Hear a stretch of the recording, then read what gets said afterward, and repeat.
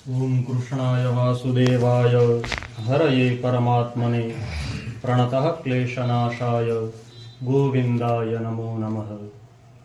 यशोमति किशोरकम नमामि चित्तचोरकम। श्री भागवत भगवान ने प्रणाम। श्रीमद भागवत महापुराण છે તો આપણે બધાને ખબર જ છે, પરંતુ અન્ય બધા જ ગ્રંથો છે એ ગ્રંથો આપણને પરમાત્મા સુધી લઈ જાય છે જ્યારે આ ગ્રંથ સાક્ષાત ભગવાન છે। શ્રીમદ ભાગવતાખ્યોયમ પ્રત્યક્ષઃ કૃષ્ણ એવ હિ। આ ગ્રંથ સાક્ષાત ભગવાન છે અને ભગવાન શ્રી કૃષ્ણ કહે છે ઉદ્ધવજીને કે આ ભાગવતમાં અને મારામાં લેશ માત્ર પણ અંતર છે નહીં। એટલે ક્યારે એવું ન વિચારો કે આ માત્ર એક પુસ્તક છે, માત્ર એક બુક છે, રીડિંગ કરવા માટે સારી એવી બુક છે, એવો ક્યારે વિચાર કરવો નહીં। તેનેયમ વાંગમયી મૂર્તિ પ્રત્યક્ષા વર્તતે હરે સેવનાથ શ્રવણાથ પાઠાત દર્શનાથ પાપનાશિની। સાક્ષાત ભગવાનનું વાંગમય સ્વરૂપ છે। વાંગમય સ્વરૂપ એટલે શું? તો કે ભગવાનનું શબ્દમય સ્વરૂપ છે। આમાં બધા અક્ષરો છે ને, રામચરિત માનસ આપણે વાંચીએ તો એમાં પ્રારંભ થાય વર્ણાનામ અર્થ સંઘાનામ રસાનામ છંદસામપી। પૂજ્ય ભરતભાઈ કહેતા હતા ને, વાત કરતા હતા કે અક્ષરોનો જે સમૂહ હોય એને શબ્દ કહેવામાં આવે। એટલે ભાગવતજીનો એક એક અક્ષર મહત્વનો છે, આમાં એક પણ અક્ષર નકામો નથી। એટલે કેમ તો કે ભગવાન છે એનું આખું સ્વરૂપ એવું છે કે જેના આપણે દર્શન કરીએ તો આપણા મનને આનંદ પ્રાપ્ત થાય ને। દ્વારકાધીશ ભગવાનના મંદિરે જાય, હવેલીએ જાય કે અન્ય કોઈ પણ જગ્યાએ આપણે દર્શન કરવા માટે જાય તો જોવા માત્રથી જ મનને પ્રસન્નતા પ્રાપ્ત થાય છે। નાનકડું બાળક હોય, મોટી ઉંમરના કોઈ હોય કે ક્યારેય ધર્મમાં રસ ન લેતા હોય એવા વ્યક્તિ હોય, પણ મંદિરે એકવાર જાય તો પણ એને આનંદ તો આવે જ છે। કારણ કે ભાગવતજીનો મહાત્મ્યને બતાવનારો પહેલો શ્લોક સાંભળજો। મહાત્મ્યને બતાવનારો પહેલો શ્લોક એટલા માટે કહું છું કે આ પહેલો શ્લોક છે જે સચ્ચિદાનંદ રૂપાય વિશ્વોત્પત્યાદિ હેતવે તાપત્રય વિનાશાય શ્રી કૃષ્ણાય વયમ નુમઃ।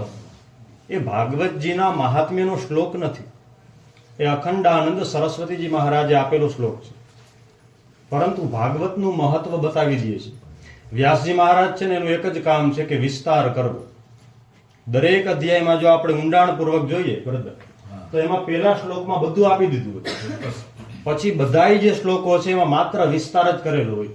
પહેલા શ્લોકમાં આપી દીધું કે સચ્ચિદાનંદ રૂપાય વિશ્વોત્પત્યાદિ હેતવે, તો એમાં આખો તમે પહેલો અધ્યાય વાંચશો તેમાં ભગવાનના સ્વરૂપનો વિસ્તાર જ બતાવ્યો છે કે ભગવાનનું સ્વરૂપ કેવું છે, ક્યારે પ્રગટ થયું, કેવી રીતે પ્રગટ થયું, કોણે કોણે દર્શન કર્યા, બધું એમાં આવશે। મૂળ તો ભાગવત છે એ 4 જ શ્લોકનું છે। અહમેવા શમેવાગ્રે નાન્યદ્યત સદસત્પરમ પશ્ચાદહમ યદેતચ્ચ યોવશિષ્યેત સોસ્મ્યહમ રતેર્થમ યત પ્રતીયેત ન પ્રતીયેત ચાત્મનિ તદ વિદ્યાદાત્મનો માયામ યથા ભાષો યથા તમઃ યથા મહાંતિ ભૂતાની ભૂતેષુ ચાવચેષ્વનુ પ્રવિષ્ટાન્ય પ્રવિષ્ટાની તથા તેષુ ન તેસ્વહમ એતાવદેવ જિજ્ઞાસમ તત્વ જિજ્ઞાસુનાત્મનઃ અનવય વ્યતિરેકાભ્યામ યસ્યાત સર્વત્ર સર્વદા। આખું ભાગવત પૂરું થઈ ગયું, ભાગવતજીનો પાઠ થઈ ગયો। આટલામાં અમે ભાગવતજીનું પારાયણ કરતા હતા। એક દિવસ નવા નાગના કથા હતી, આપણે અશ્વિનભાઈ હતા, એટલે એ હસી મજાકમાં એવું કહેતા હતા બધા વડીલો હોય ને એના આગળથી જાણવા ઘણું મળે। તો હું ત્યારે બહુ નાનો, ત્યારે એ વાત કરતા હતા કે અહમ એવા સમય કે વાગરે આ પાઠ કરી લેવો, પછી પોથીમાં કદાચ તમે વાંચો કે ન વાંચો, એ પાઠ કરી લેવો એટલે આખું ભાગવત એમાં આવી ગયું। પૂજ્ય ભાઈશ્રી એમ કહે છે કે આ 4 શ્લોકમાં ભાગવત નારદજી મહારાજે વ્યાસજી મહારાજને આપ્યું એટલે શું કર્યું તો કે બીજ રોપ્યું। આપણે કોઈ વ્યક્તિ હોય, નાનકડું બાળક છે, એને કઈ ખબર ન પડતી હોય, પણ કિસાન હોય તો એને બધી ખબર પડે ને કે ભાઈ ખેતી કરવા જવું હોય તો આ રીતે ખેતી કરાય। એક પંજાબનો એવો એક છોકરો હતો કે જેણે કોઈ એમ કીધું કે આપણે જો ખેતરમાં જઈ અને કાંઈ વાવીએ તો એમાં 1નું 1000 ગણું થઈને મળે છે। તો ત્યારે એક છોકરાએ એમ કીધું કે લાવો બંદૂક, મને હું બંદૂક વાવી આવું, પછી એમાંથી 1000 બંદૂક થઈ જાય તો અંગ્રેજો જે આપણા ઉપર શાસન કરે છે એ બધાને હું મારી નાખું। એ કોણ હતું? ભગતસિંહ મહારાજ હતા, ભગતસિંહ હતા। આવા મહાપુરુષો આપણને પ્રાપ્ત થયા છે। મૂળ વાત કે આ 4 શ્લોકમાં ભાગવત પ્રાપ્ત થયું છે આપણને, તો વેદ વ્યાસજી મહારાજ એમાં ખેતી કરી। 4 શ્લોકમાંથી ને ખેતી કરી એટલે બીજમાંથી ને જે પાક ઊભો થયો એ 18,000 શ્લોકો આપણને પ્રાપ્ત થયા, 335 અધ્યાય પ્રાપ્ત થયા છે અને 12 સ્કંદ છે. ભગવાનના સ્વરૂપ છે, એક એક અંગ, એક એક સ્કંદ બતાવ્યું છે. આપણે બારે બેઠા અત્યારે ચર્ચા થઈ ને કે 10મો સ્કંદ છે એ ભગવાનનું હૃદય છે. જો સૂર્યની વીંટી ત્રીજી આંગળીમાં શું કામ પહેરવાની આવે ખબર છે? આની જે નસ હોય ને એ સીધી હૃદય હારે કનેક્ટેડ છે. અને સૂર્ય જગતસ્તસ્તુ ખાસ્ય, સૂર્ય છે એ જગતની આત્મા છે, એટલા માટે જ ત્રીજી આંગળી આપણે દરેકને તિલક કરીએ. કા બીજી કોઈ આંગળીથી તિલક નથી કરતા? બધાનું વર્ણન છે. પહેલી આંગળીમાં જ ગુરુની વીંટી પહેરવામાં આવે. અને સૌથી પહેલા ગુરુ કોણ છે આપણા? તો કે માતા પિતા છે. એટલે આપણા જે પૂર્વજો છે એને પહેલી આંગળીએ તિલક કરવામાં આવે. એનું કારણ આ છે.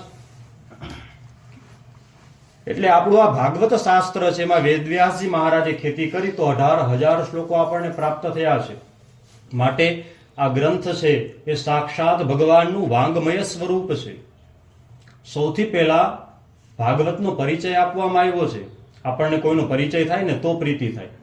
પરિચય જ ખબર ન હોય તો એમાં પ્રેમ થાય નહીં. સામેવાળાને આપણે ઓળખીએ, ક્યારેક મળીએ, ક્યારેક એની સાથે આપણો ભેટો થાય તો આપણને એની પ્રત્યે લાગણી થાય ને, ડાયરેક્ટ લાગણી ના થાય. એવી રીતે ભાગવતનો પેલા પરિચય બતાવવામાં આવ્યો છે. તો જો સાંભળજો, આપણા વખાણ આપણે કરીએ એ સારું ન કહેવાય, આપણા વખાણ બીજા કરે તો સારું કહેવાય. અને ભાગવત એવો ગ્રંથ છે કે એના વખાણ 17 પુરાણોએ કર્યા છે. એમને તો ન કર્યા હોય ને, આમાં કાંઈક એવું છે એટલા માટે અન્ય પુરાણો આના વખાણ કરે છે. સ્કંદ પુરાણમાં માર્ગશીર્ષ મહાત્મ્યમાં ભાગવતના મહત્વને બતાવ્યું છે. પછી પદ્મ પુરાણના 6 અધ્યાયમાં આનું મહત્વ બતાવવામાં આવ્યું છે. સ્કંદ પુરાણ છે એ સૌથી મોટો ગ્રંથ છે. એમાં 81,000 શ્લોકો છે અને એમાં અનેક કથાઓ આવી ગઈ. ભાગવતમાં 18,000 શ્લોક અને સ્કંદ પુરાણમાં 81,000 શ્લોક. કેવડો મોટો ગ્રંથ છે. તો પદ્મ પુરાણ અંતર્ગત જે મહાત્મ્ય આપ્યું છે એ આપણે બધા સાંભળીએ છીએ કથાઓમાં. ધુંધુકારી પ્રેતની જે કથા છે જેના કારણે આપણે વાસ રાખીએ છીએ, એ કથા બધાએ સાંભળી હોય કારણ કે પ્રસિદ્ધ કથા છે. તો એ ભાગવતની કથા પ્રારંભ થાય છે મહાત્મ્યથી ને. તો મહત્વમાં પેલા સુખદેવજી મહારાજને પ્રણામ કરવામાં આવ્યા છે. જેણે આપણને આ ગ્રંથ આપ્યો એને તો પેલા પ્રણામ કરવા જોઈએ ને ભાઈ. એટલે એટલા માટે સૌથી પહેલો જ શ્લોક એ છે યમ પ્રવ્રજંતમ અનુપેતમપેત કૃત્યમ દ્વૈપાયનો વિરહકાતર આજુહાવ પુત્રેતિ તન્મયતયા તરવોભિનેદુસ તમ સર્વભૂત હૃદયમ મુનિમાનતોસ્મિ. કે જે એવા મહાપુરુષ છે કે જેને કાંઈ કરવાનું બાકી જ નથી. જ્યાં લગી બાળકને યજ્ઞોપવિત સંસ્કાર કરવામાં ન આવે ત્યાં સુધી વેદારંભ સંસ્કાર થતો નથી. આપણા 16 સંસ્કારો છે ભાઈ, એની ચર્ચા કરીએ તો એ પણ બહુ લાંબી ચાલે. એટલે જ્યાં લગી ઉપનયન સંસ્કાર એટલે કે જનોય પહેરવામાં ના આવે ત્યાં સુધી આપણને ભણવાનો અધિકાર મળતો નથી. એટલે આપણા 16 સંસ્કારોમાં એક ઉપનયન સંસ્કાર છે, પછી જ આવે છે વેદારંભ સંસ્કાર. પણ સુખદેવજી મહારાજે તો જનોય નથી પહેરી તોય પોતે નીકળી ગયા છે. એટલા બધા મોટા વિદ્વાન છે જન્મથી. શું કામ? તો કે તે શિવાવતાર છે, શંકર ભગવાનનો અવતાર છે. અને એ જતા હતા તો વૃક્ષોએ એના વતી જવાબ આપ્યો. વેદવ્યાસજી મહારાજ એની પાછળ પાછળ જાય છે બાળકને રોકવા માટે. તો એના વતી વૃક્ષોએ જવાબ આપ્યો. કેમ? તો કે આ એવા મહાપુરુષ છે કે જેના માટે થઈ અને પ્રકૃતિ પણ એનો સાથ આપે છે. બારે આપણે ચર્ચા કરતા હતા એમાં એક વાત આવી હતી કે જો તમે કાંઈ સત્યના માર્ગે હો તો અષ્ટધા પ્રકૃતિ પણ તમારો સાથ આપે છે. એ 8 પ્રકૃતિ કોણ છે? તો કે ભગવાનની મુખ્ય પટરાણીઓ છે. દ્વારકાધીશ ભગવાન છે એની 8 પટરાણીઓ એ 8 પ્રકારની પ્રકૃતિ છે. 16,108 પત્નીઓ છે. એમાંની 16,100 પત્નીઓ એ વેદના મંત્રો છે. એવું મેં સંતો આગળ સાંભળ્યું છે. બહુ તો કઈ ખબર નથી મને, પણ સંતો પાસેથી સાંભળેલું છે એટલે સાચું હોઈ શકે. તો સુખદેવજી મહારાજને પ્રણામ કરવામાં આવ્યા. અને આ કથા કઈ જગ્યાએ થઈ? તો કે નૈમિષારણ્ય નામનું જંગલ છે, પવિત્ર જંગલ. તીર્થમાં જાઓ તો સ્નાન કરવાનું મહત્વ હોય અને પર્વ હોય ને ત્યારે દાન કરવાનું મહત્વ હોય. તીર્થમાં જાઓ, આપણે ગંગાજીએ જાય તો શિયાળો હોય ને તો નાઈ જ લેવું એકવાર. તો શરીર સાથ ન દેતું હોય તો ન નવાય, મોટી ઉંમર હોય તો. પણ એકવાર તો ઠેકડો જ મારી દેવો. આમ હાથ પગ ધીમે ધીમે ધુઓ તો ટાઢ લાગે. એટલે એકવાર ઠેકડો મારી નાઈ જ લેવું જોઈએ. કારણ કે તીર્થોમાં જાય તો સ્નાન કરવાનું મહત્વ છે. અને એનાથી પણ આગળ વાત, બીજી બધી નદીઓ સ્નાન કરીએ તો પુણ્ય આપે છે, પણ ગંગા તો એવી નદી છે કે જેને તમે હજારો યોજનથી ને યાદ કરો ને, ગંગા ગંગેતિ યો બ્રુયાત, તો પણ તમને પવિત્ર કરી દે છે. અને માત્ર ને માત્ર એક જ એવી આ નદી છે ગંગા, અને એના જ કુખેથી ભીષ્મ જેવો કોઈ પ્રતાપી અને એવો પવિત્ર આત્મા જન્મ ધારણ કરે છે કે જેને જીવનભર એક જ વસ્ત્ર પહેર્યું, શ્વેત કલરનું, સફેદ કલરનું વસ્ત્ર પહેર્યું, ક્યારેય એમાં કોઈ કલંક ડાઘ લાગ્યો જ નથી. 180 વર્ષનું આયુષ્ય હતું એનું, અનેક પેઢીઓ જોઈ લીધી છે એને, પણ ક્યારેય એનામાં ડાઘ લાગ્યો નથી. કેમ તો કે ગંગાનો પુત્ર છે. ભગવાન કૃષ્ણએ પ્રતિજ્ઞા કરી હતી કે હું યુદ્ધમાં શસ્ત્ર નહીં ઉપાડું. જ્યારે દુર્યોધન એની પાસે આવ્યો અને કહે છે કે તમે તો કહેવાના જ મારા પક્ષમાં છો, બાકી તો તમે પાંડવોના પક્ષમાં છો, પાંડવોને તમે મારતા નથી અને ખાલી અમુક અમુક સામાન્ય સૈનિકોની હત્યા કરી અને અમને એમ મનને મનાવવા માટે યુદ્ધ કરો છો, આવા કઠોર વચનો બોલ્યો. ત્યારે ભીષ્મ પિતામહ કહે છે કે કાં તો હું પૃથ્વીને નિષ્પાંડવ કરી દઈશ અને કાં તો હું નહીં હોઉં. દુર્યોધન જાણે છે કે આને ઈચ્છા મૃત્યુનું વરદાન છે, આને ઈચ્છા મૃત્યુનું વરદાન છે, એટલે એની ઈચ્છા નહીં હોય તો એને કોઈ મારી નહીં શકે.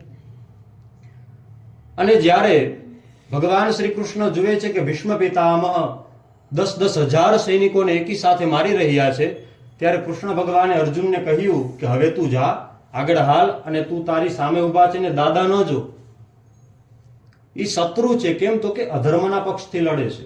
અને બીજી વાત, આપણને એમ થાય કે કૃષ્ણ ભગવાને આ બધું કીધું જ છે, પણ એવું નથી. પેલા ભગવાને કર્યું છે.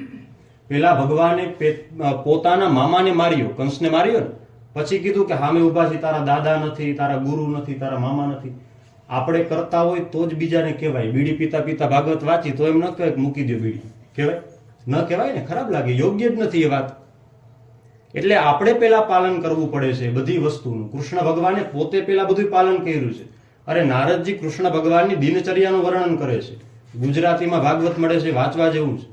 આ વાંચો તો ખ્યાલ આવે કે ભગવાન સવારથી લઈને રાત સુધી શું કરતા હતા એની પણ દિનચર્યા બતાવી છે. નાનકડા બાળકોની આપણે દિનચર્યા બનાવીએ ને કે આટલા વાગે ઉઠી જવું, આટલા વાગે નાસ્તો કરવો, આટલા વાગે રમવા જવું, આટલા વાગે ટ્યુશન ક્લાસમાં જવું. દિનચર્યા હોવી જ જોઈએ. જેના જીવનમાં લક્ષ્ય હોતું જ નથી કાંઈ, એ કાંઈ ન કરી શકે. ખાવું પીવું અને સંતાન પેદા કરવું એ તો પશુને આવડે છે ને ભાઈ. તો આપણામાં એનામાં ફેર શું છે? હે, આપણામાં એનામાં ફેર શું છે? ભગવાનને પ્રાપ્ત કઈ રીતે કરાય એ માત્ર મનુષ્ય જ જાણે છે. કોરોના જેવો ભયંકર સમય હોય અને મંદિરની ધજા ઉપર કબૂતર બેઠું હોય, પણ એને થોડી ખબર પડે કે અત્યારે ખાલી અમે જ જઈ શકીએ. આપણે જવાતું ન હોય તો આપણે મનમાં પીડા થાય, દુઃખ થાય, પણ એને તો કાંઈ ખબર નથી પડતી. કદાચ દ્વારકાધીશના મંદિરે ધજા ઉપર બેઠું હોય તો એને ખબર ન પડે ને. કેમ તો કે એને સમજણ નથી. યાદ રાખજો, કાન મનુષ્ય કરતા કૂતરાના વધારે શ્રેષ્ઠ હોય છે. કૂતરું હોય ને એના કાન નરવા હોય, એ આપણા કરતા વધારે સાંભળે. એટલે જ ઓલું આવે છે, એક સુભાષિત છે કે શ્વાન નિંદ્રા છે ને, આખો બહુ મોટો શ્લોક છે પણ એમાં આપણે નથી જાવ. શ્વાન નિંદ્રા એટલે કે બાળક હોય ને જ્યારે ભણતો હોય ત્યાં સુધી એને કૂતરા જેવી નિંદર કરવી. જેવો સમય થાય ઉઠવાનો એટલે તરત જ ઉઠી જવું જોઈએ. પાઠશાળામાં જે અભ્યાસ કરેલો હોય, વિદ્વાન બ્રાહ્મણ હોય, અમે બધા તો કાંઈ ન કહેવાય, અમે તો કાંઈ આવડતું નથી, પણ જે ભરતભાઈ ને એવા બધા મોટા મોટા મહાપુરુષો છે એ બધા જેને અભ્યાસ કર્યો હોય પાઠશાળામાં, તો ભયંકર ઠંડી હોય તો સવારે શિયાળામાં ઠંડા પાણીએ જ નાવાનું, વહેલું ઉઠી જવાનું, આવા બધા જે નિયમો હતા, સંધ્યાઓ કરવાની, એનાથી ને બ્રહ્મતેજ આવે છે. મનુષ્ય હોય પણ મનુષ્યત્વ ન હોય તો નકામું છે. બ્રાહ્મણ હોય પણ બ્રહ્મત્વ ન હોય તો તે નકામું છે. હા, અવિદ્યો વા સવિદ્યો વા બ્રાહ્મણ મામ કીર્તન. બ્રાહ્મણ છે જન્મથી ને પૂજનીય છે, પછી ખેતી કરતો હોય, ગમે એ કરતો હોય, પણ અનુકરણીય બ્રાહ્મણ કોણ છે? જે વિદ્વાન હોય, જે શાસ્ત્રજ્ઞ હોય. કારણ કે શાસ્ત્રનો જાણકાર હોય ને તો એ આપણા માટે સાચી વિધિ કરાવી શકે છે ને. આ બધા વિદ્વાન બ્રાહ્મણો છે, બધાને આવડે છે. આ તો મને એમ કીધું કે તું બોલ, બાકી મારા કરતા બધા હોશિયાર છે. હું સૌથી ઉંમરમાં નાનો છું ને જ્ઞાનમાં તો હાવ. કથા કરવી અને કથા કરતા આવડવું અને જ્ઞાન હોવું એમાં ઘણો ફેર હોય. એટલે ભગવાનનું નામ જ એવું છે કે આપણને મુક્તિ અપાવે છે. આ શ્રીમદ ભાગવત સાક્ષાત પરમાત્માનું વાંગમય સ્વરૂપ છે. શ્રી સુખદેવજી મહારાજને પ્રણામ કર્યા અને પછી આગળ મહાત્મ્યની કથા પ્રારંભ કરવામાં આવી છે. ભીષ્મ પિતામહની આપણે ચર્ચા કરી કે ગંગાજીનો જ પુત્ર હોય તો આવો શ્રેષ્ઠ હોય, એમને ન હોય. જ્યારે પછી દુર્યોધને આવા કટુ વચનો કહ્યા ત્યારે ભીષ્મ પિતામહ કહે છે, આજ જો હરિહીન શસ્ત્ર ગહાવું તો લાજો ગંગા જનની શાંતનું સૂત ન કહાવું. આજે જો હરિને શસ્ત્ર ઉપાડવા માટે હું મજબૂર ન કરી દઉં તો હું ગંગાજીનો દીકરો ન કહેવાઉં અને મારી માને લાજ લાગે હું શાંતનુનો પણ દીકરો ન કહેવાઉં. આવું જ્યારે એને કીધું અને પછી તો પોતે ભયંકર યુદ્ધ કરે છે અને અર્જુન છે એ ભગવાનની વાત માનતો નથી, દાદા સામે બાણ ચડાવી નથી શકતો. ત્યારે ભગવાને જે રથ પરથી ઠેકડો માર્યો છે એ દ્રશ્ય તમે જુઓ ને તોય મજા આવી જાય એવું છે. એ દ્રશ્ય જોતા જોતા જ્યારે ભીષ્મ સ્તુતિ કોઈ વિદ્વાનના મુખેથી શ્રવણ કરો તો બહુ આનંદ આવી જાય. ઇતિમતિ રૂપ કલ્પિતા વિતૃષ્ણા. જેણે પોતાના જીવનમાં, સાંભળજો, જેણે પોતાના આખા જીવનમાં કોઈ સ્ત્રીની સામું નથી જોયું, કોઈ સ્ત્રીના સૌંદર્યના વખાણ ક્યારેય નથી કર્યા, એ મરણ પથારીએ પડ્યો પડ્યો કહે છે ત્રિભુવન કમલમ કમાલ વર્ણમ. હે, મરણ પથારીએ પડ્યો પડ્યો ભગવાનના સૌંદર્યનું વખાણ કરે છે. મરણ પથારીએ પડ્યો હોય ને ઓલી પીડા થતી હોય, બાણ સોસરા નીકળી ગયા હોય શરીરમાંથી, તો કઈ ટાઈમે આપણને કોઈને સૌંદર્ય યાદ આવે? પણ આ તો મહાપુરુષ છે, આ તો મહાપુરુષ છે. એટલા માટે એને ભગવાનના સૌંદર્યના વખાણ કરે છે અને ભગવાનને કહે છે કે મારે મારી કન્યાનું તમારી સાથે પાણી ગ્રહણ કરાવવું છે. ભીષ્મ સ્તુતિમાં લખેલું છે. ત્યારે બધા વિચારે છે કે આ કઈ વાત કરી રહ્યા છે. ત્યારે ભીષ્મ પિતામહ કહે છે, મારી મતિરૂપી કન્યા, ઇતિ મતિ, મતિ એટલે આપણું બુદ્ધિ, હું મારી મતિરૂપી કન્યાને તમારી સાથે પરણાવવા માંગુ છું, જેથી કરીને મારી મતિ તમારામાં જોડાઈ જાય તો મારું જીવન ક્યારેય ભટકે નહીં. એટલે મનુષ્ય બધું જ પ્રાપ્ત કરી શકે છે પણ એના જીવનમાં લક્ષ્ય હોવું જોઈએ. શ્રીમદ ભાગવતનો આ દિવ્ય ગ્રંથ છે. 6 અધ્યાયમાં પદ્મ પુરાણમાં એનું મહાત્મ્ય બતાવ્યું છે. જો આપણે બહુ મોટું કાર્ય કરવું હોય ને તો આપણે ક્યાં જવું પડે કે આપણા કારણે બીજા કોઈને વિક્ષેપ ન થાય અને બીજાના કારણે આપણને વિક્ષેપ ન થાય. હવે આ 88,000 ઋષિ મુનિઓ હતા અને એ લોકોને આવડો મોટો યજ્ઞ કરવો છે, 1000 વર્ષ સુધી ચાલે એવડું મોટું અનુષ્ઠાન કરવું છે, બપોર સુધી અગ્નિહોત્ર કર્મ કરવો છે અને બપોર પછીના સમયમાં સત્સંગ એટલે કે ભગવાનની કથા શ્રવણ કરવી છે. તો ક્યાં જવું પડે? જંગલમાં જવું પડે. 88,000 ઋષિ મુનિઓ બેઠા હોય, એટલા બધા યજ્ઞકુંડ હોય, એટલી બધી ગાયો હોય, કારણ કે ગાયો છે એની રોજ સેવા થાય, એમાંથી ઘી પ્રાપ્ત થાય અને એ ઘી દ્વારા અગ્નિમાં યજ્ઞ કરવામાં આવે. એટલા માટે આવડું મોટું કાર્ય કરવું છે તો જવું ક્યાં પડે? જંગલમાં જવું પડે. ભારતમાં 7 એવા પવિત્ર જંગલો છે, એમાંનું એક આ જંગલ એ નૈમિષારણ્ય. વનને સંસ્કૃતમાં અરણ્ય કહેવામાં આવે. એટલા માટે નૈમિષારણ્ય. સામે કોઈ મકાન છે ને સબરસ લખેલું છે. આપણે મીઠું હોય ને, મીઠું નમક, એને સંસ્કૃતમાં સબરસ પણ કહેવાય, લવણ પણ કહેવામાં આવે. એટલે સબરસ જોયું તરત યાદ આવ્યું કે આ મીઠાનો શબ્દ છે. તમે કાશીમાં જાઓ, કાશીની વાત કરી ને, અહીંયા તમે જાઓ ને તો વધારે પડતા બધા એને સબરસ કહે, સબરસ. તો આ નૈમિષારણ્ય નામનું જંગલ છે, પવિત્ર તીર્થક્ષેત્ર છે. એમાં 88,000 ઋષિ મુનિઓ બેઠા છે. આવડો મોટો યજ્ઞ કરે છે, બપોર સુધી અગ્નિહોત્ર કર્મ કરે. ગૃહસ્થીઓએ અગ્નિની સેવા કરવી જોઈએ, શાસ્ત્રોમાં વર્ણન છે. એટલા માટે તો ગૃહસ્થીનું મરણ થાય તો છેવટે એને અગ્નિ સંસ્કાર આપવામાં આવે. સંન્યાસીનું મરણ થાય તો એના માટેના 2 ઉપાયો, કાં તો એના શરીરને જમીનમાં સમાધિ આપવી અથવા તો ગંગાજળમાં વહેતું મૂકવું જોઈએ. એની પાછળના પણ કારણો છે, પણ આપણે આટલું સમજીએ કે ગૃહસ્થી હોય તો એના શરીરને અગ્નિની સાથે સોંપવામાં આવે છે કે અગ્નિ સંસ્કાર આપણે આપીએ. અને જીવનમાં પણ જ્યાં સુધી જીવે ત્યાં સુધી અગ્નિની સેવા કરવી, વૈશ્વદેવ યજ્ઞ કરવો. આમાં ઘણા બધા એવા છે કે જે લોકો વૈશ્વદેવ યજ્ઞ કરતા અને કોઈ કરતું પણ હશે. હજી શાસ્ત્રમાં લખ્યું છે ગરુડ પુરાણમાં કે વૈશ્વદેવ યજ્ઞ ન થતો હોય એના ઘરે ભોજન પણ ન કરે, અને વૈશ્વદેવ યજ્ઞ ન કરતા હોય એવા બ્રાહ્મણો બીજે ક્યાંય જમે તો પણ પાપ લાગે. એટલા માટે વૈશ્વદેવ યજ્ઞ કરવામાં આવતો પેલાની પેઢીઓ કરી શકતી, અમે તો હજી એવું કંઈ કરી નથી શકતા, જાણતા નથી, જાણતા હોય તો આવડતું કરી પણ ન શકીએ, સમયનો અભાવ. એટલે વૈશ્વદેવ યજ્ઞ થવો જોઈએ, કારણ કે અગ્નિની સેવા બહુ જરૂરી છે. અગ્નિ અને બ્રાહ્મણ બે એક કહેવાય, કારણ કે ભગવાનના મુખમાંથી 2 પ્રગટ થયા છે. માટે દેવતાઓને કે પિતૃઓને આપવું હોય તો માત્ર 2 જ માર્ગ છે, એક અગ્નિ અને એક બ્રાહ્મણ. આપણે પિતૃ નિમિત્તે કોઈને ભોજન કરાવવું હોય તો બ્રહ્મ ભોજન જ કરાવી શકીએ. બેનું દીકરીઓને સ્વેચ્છાએ ભલે દાન આપીએ, એ વસ્તુ અલગ છે, પણ એનાથી પિતૃઓને પ્રાપ્ત ન થાય. એનાથી આપણને પુણ્ય મળે પણ પિતૃઓને પ્રાપ્ત ન થાય. આપણે જો આપણે પિતૃઓને કાંઈ પ્રાપ્ત કરાવવું છે તો માત્ર 2 જ ઉપાય, એક અગ્નિમાં યજ્ઞ કરવો, બીજું બ્રહ્મ ભોજન કરાવવું છે ને. પુરુષ સૂક્તમાં વર્ણન છે બ્રાહ્મણોસ્ય મુખમાસિત બાહુ રાજન્ય કૃતઃ. અગ્નિ અને બ્રાહ્મણ એ ભગવાનના મુખમાંથી પ્રગટ થયા છે, એટલા માટે ભગવાનને બ્રાહ્મણ બહુ પ્રિય છે. એટલે બ્રહ્મ ભોજન કરાવવું અને બીજું છે અગ્નિની સેવા કરવી. પૂજ્ય ડોંગરેજી મહારાજ તો એમ કહેતા કે મનુષ્યનો જન્મ યજ્ઞ કરવા માટે થયો છે. એટલે મનુષ્યએ જીવનમાં જ્યારે પણ સમય મળે ત્યારે યજ્ઞ કરવો જ જોઈએ. એટલે તો બધી વસ્તુને યજ્ઞ જ કહેવાય. આપણે જમીએ એને પણ યજ્ઞ કહેવાય. પણ યાદ રાખવું, સ્નાન કરીને ભોજન કરી તો પુણ્ય મળે. અરે નાવાનું પુણ્ય છે, શાસ્ત્રમાં લખ્યું છે સંકલ્પ કરીને નાવું. એ તો બ્રાહ્મણોને ખબર હોય.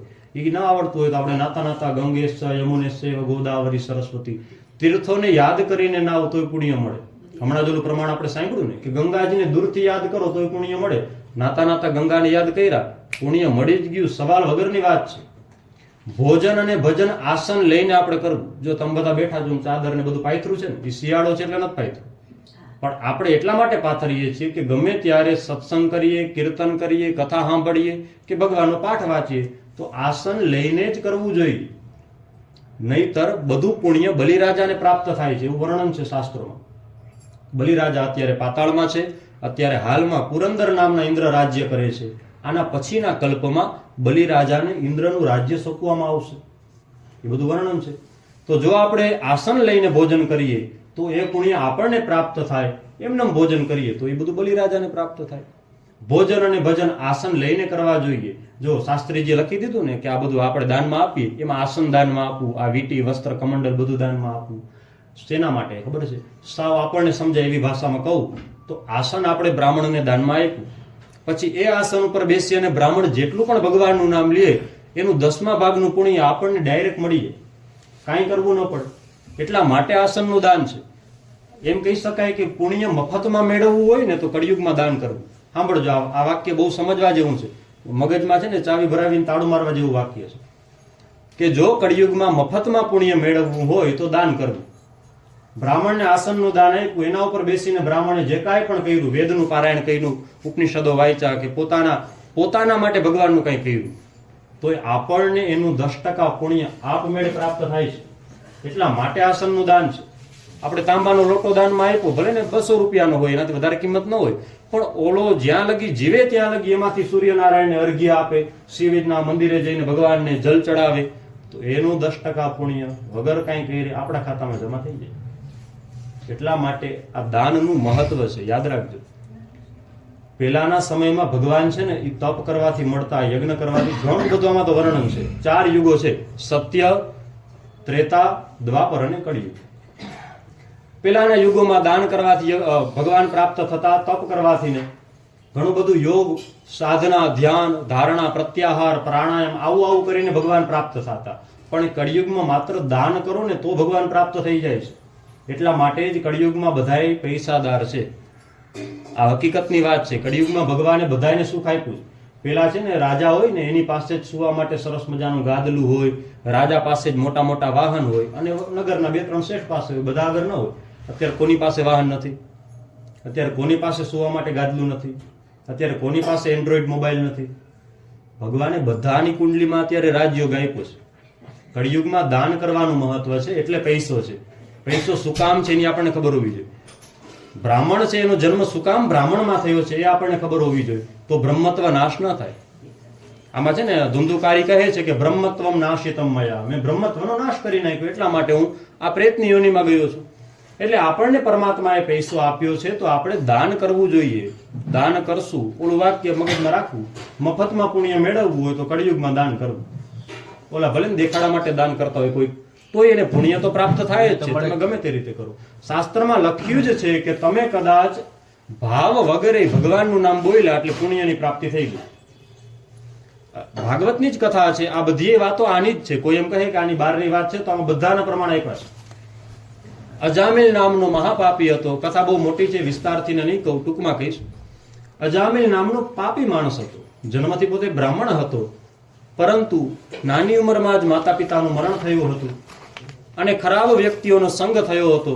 એટલા માટે પોતે ખોટી બાબતોમાં ચડી ગયો હતો. જેવો સંગ હોય એવો રંગ આવે. ખોટી બાબતોમાં એ ચડી ગયો હતો. એટલા માટે જંગલમાં એક સમયે કોઈ ગણિકાને જોયું, કોઈની સાથે કુકર્મ કરતા, એટલે એને એની સાથે લગ્ન કર્યા.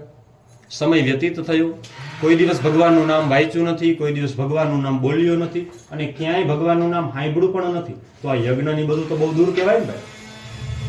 તો એક દિવસે એના ઘરે સાધુઓ આવ્યા. સાધુઓ એના આંગણે એક દિવસ ભોજન કરવા માટે આવ્યા, અને આ કન્યા ગમે તેવી હતી પણ સાધુઓને પ્રેમથી જમાડ્યા, દિલથી જમાડ્યા. તો સાધુઓએ ભોજન કર્યા બાદ કહ્યું કે દેવી તમારે દક્ષિણા અમને આપવી જોઈએ. જેમ કીધું ને આપણે સંકલ્પ કર્યો ત્યારે તમને બાંધી લીધા ત્યારે કે દક્ષિણા આપણે આપવી, તો દક્ષિણા આપવી જોઈએ, ભલે પછી એ રૂપિયો હોય. બહુ વર્ષો પહેલાની વાત તો રમેશભાઈ ઓઝા, મોરારી બાપુ, આવા ભારતના નામાંકિત, એ સમયે તો બહુ ઓછા કથાકાર હતા, નામાંકિત, એમાં આપણા જામનગરના 2-3 હતા મહાપુરુષો, એ બધા એક જગ્યાએ ભોજન કરવા માટે ગયા. બહુ મોટી ઉંમરના માજીએ ભોજન કરાવ્યું. તો ત્યારે છે ને ઓલો રૂપિયાનો સિક્કો આપ્યો બધાને જમાડીને, રૂપિયાનો સિક્કો, ઘણા વર્ષો પહેલાની વાત છે. તો એમાંના કોઈ એક મહાપુરુષે એમ કીધું કે ના ના માજી મારે જોતું નથી, અમારી પાસે તો ઘણું બધું છે એટલે કઈ નથી જોતું. તો તરત જ ભાઈશ્રીએ કીધું કે લઈ લ્યો, એટલે તરત જ એને હાથ લાંબો કર્યો ને લઈ લીધો. પછી ઘરે જઈને કીધું ભાઈશ્રીએ કે એ પ્રેમથી આપે છે, એટલે રૂપિયો આપે ને તો આપણે લઈ લેવો જોઈએ, શરમ ન કરવી. એટલે બ્રાહ્મણને કદાચ કોઈ આમ રૂપિયો ધરે ને તો આપણે લઈ તો લેવો છે, ભલે એને ગમે તે ભાવથી આપ્યો હોય. પહેલાના સમયમાં તો રૂપિયો બહુ કઠિન હતો, તો એને આપ્યો હતો તો એ લઈ લીધો. નકર આ બધા ધનવાન હતા, કોઈને કમી નહોતી, પણ એટલા માટે લઈ લીધો કે એને ભાવથી આપ્યો છે. તો કહ્યું કે હે દેવી તમારી પાસે કઈ દક્ષિણાના રૂપે આપવા માટે કંઈ ન હોય તો ચિંતા ના કરો, મને વચન આપો, જે માગું એ આપવું પડે તો મને વચન આપો. તો કહ્યું કે ભલે મહારાજ, મને વચન આપો કે તમારા દીકરાનું નામ તમે નારાયણ રાખજો. તો કે ભલે. એના આંગણે 10 દીકરાઓ થયા. નાનકડા દીકરાનું નામ નારાયણ પાડ્યું. સમય વ્યતીત થયો. અજામિલ 88 વર્ષનો થયો. જ્યારે એને પોતાનો નાનકડો દીકરો યાદ આવ્યો, કારણ કે છેલ્લા શ્વાસ ભરે ને ત્યારે સૌથી વધારે વાલું હોય ને યાદ આવે.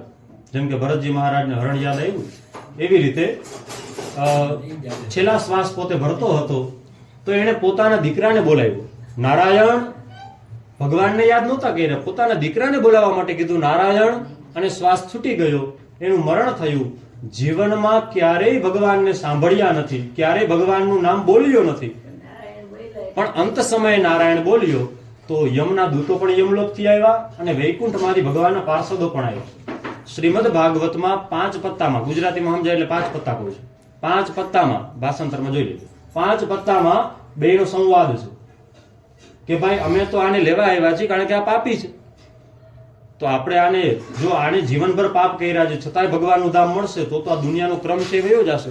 એટલે ભગવાનના પાર્ષદોએ કીધું એમાં અમને કાંઈ ખબર ન પડે, અમને એટલી ખબર છે કે છેલ્લે આ ભગવાનનું નામ બોલ્યો એટલે આને ભગવાનના ધામમાં જ લઈ જવામાં આવશે.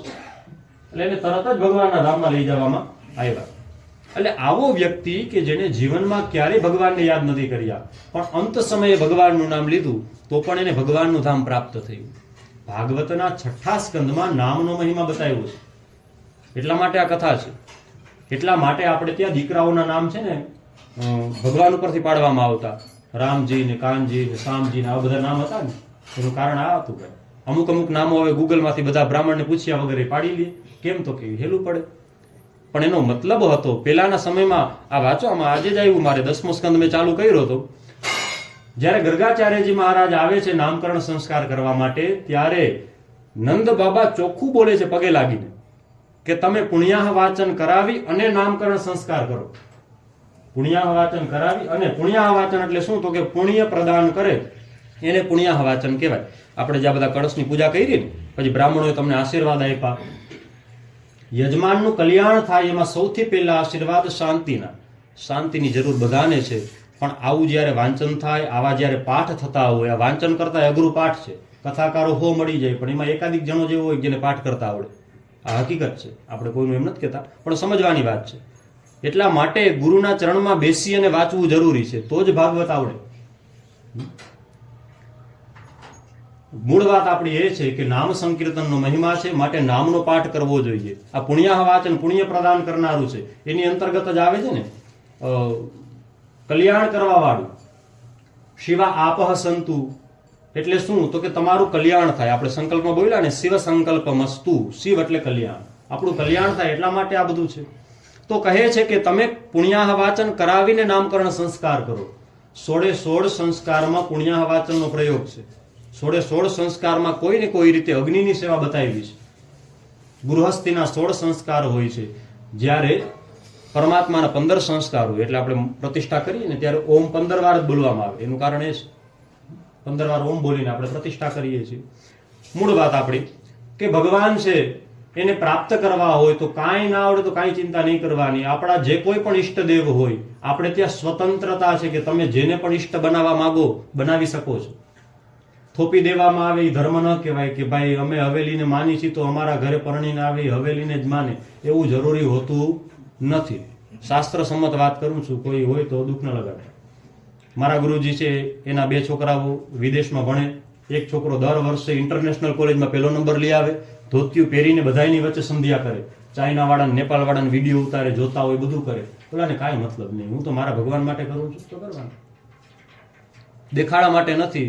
ભાગવતના 1લા સ્કંદનો 1લો અધ્યાય છે, એના પ્રથમ 3 શ્લોક તમે વાંચો, તેમાં લખ્યું છે કે જમણા હાથે દાન કરો તો ડાબા હાથને પણ ખબર ન પડે એવી રીતે દાન કરવું. એને આત્મકલ્યાણ માટે કરેલું કાર્ય કહેવાય.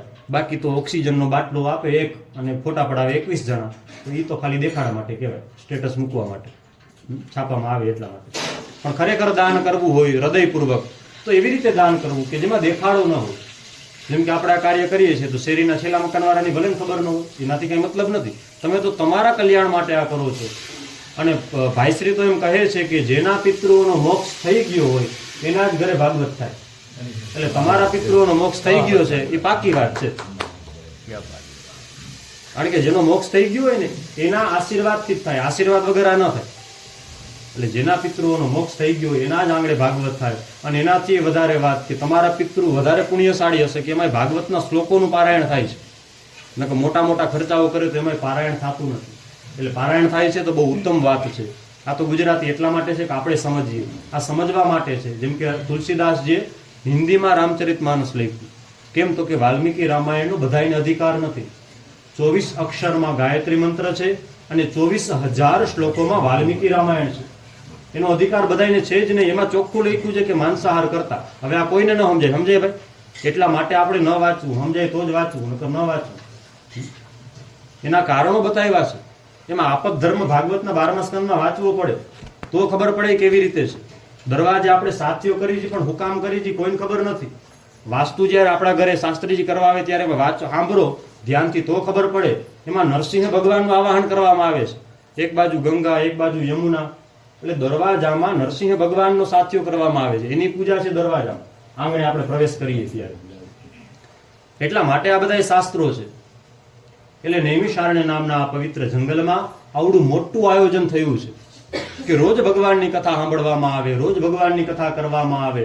1000 વર્ષ લગી આ સત્ર ચાલ્યું, એમાં બધી કથાઓ આવી ગઈ, બધી કથાઓ, બધા પુરાણો આવી ગયા, ઉપપુરાણો આવી ગયા, અન્ય બીજા પણ ગ્રંથો છે જે આપણી પાસે પ્રસ્તુત છે. એ બધા આપણી પાસે, એમાં આપણે વાંચીએ તો સુતજી મહારાજ કથા કહેતા હોય અને સૌનકાદિ ઋષિઓ કથા શ્રવણ કરતા હોય છે.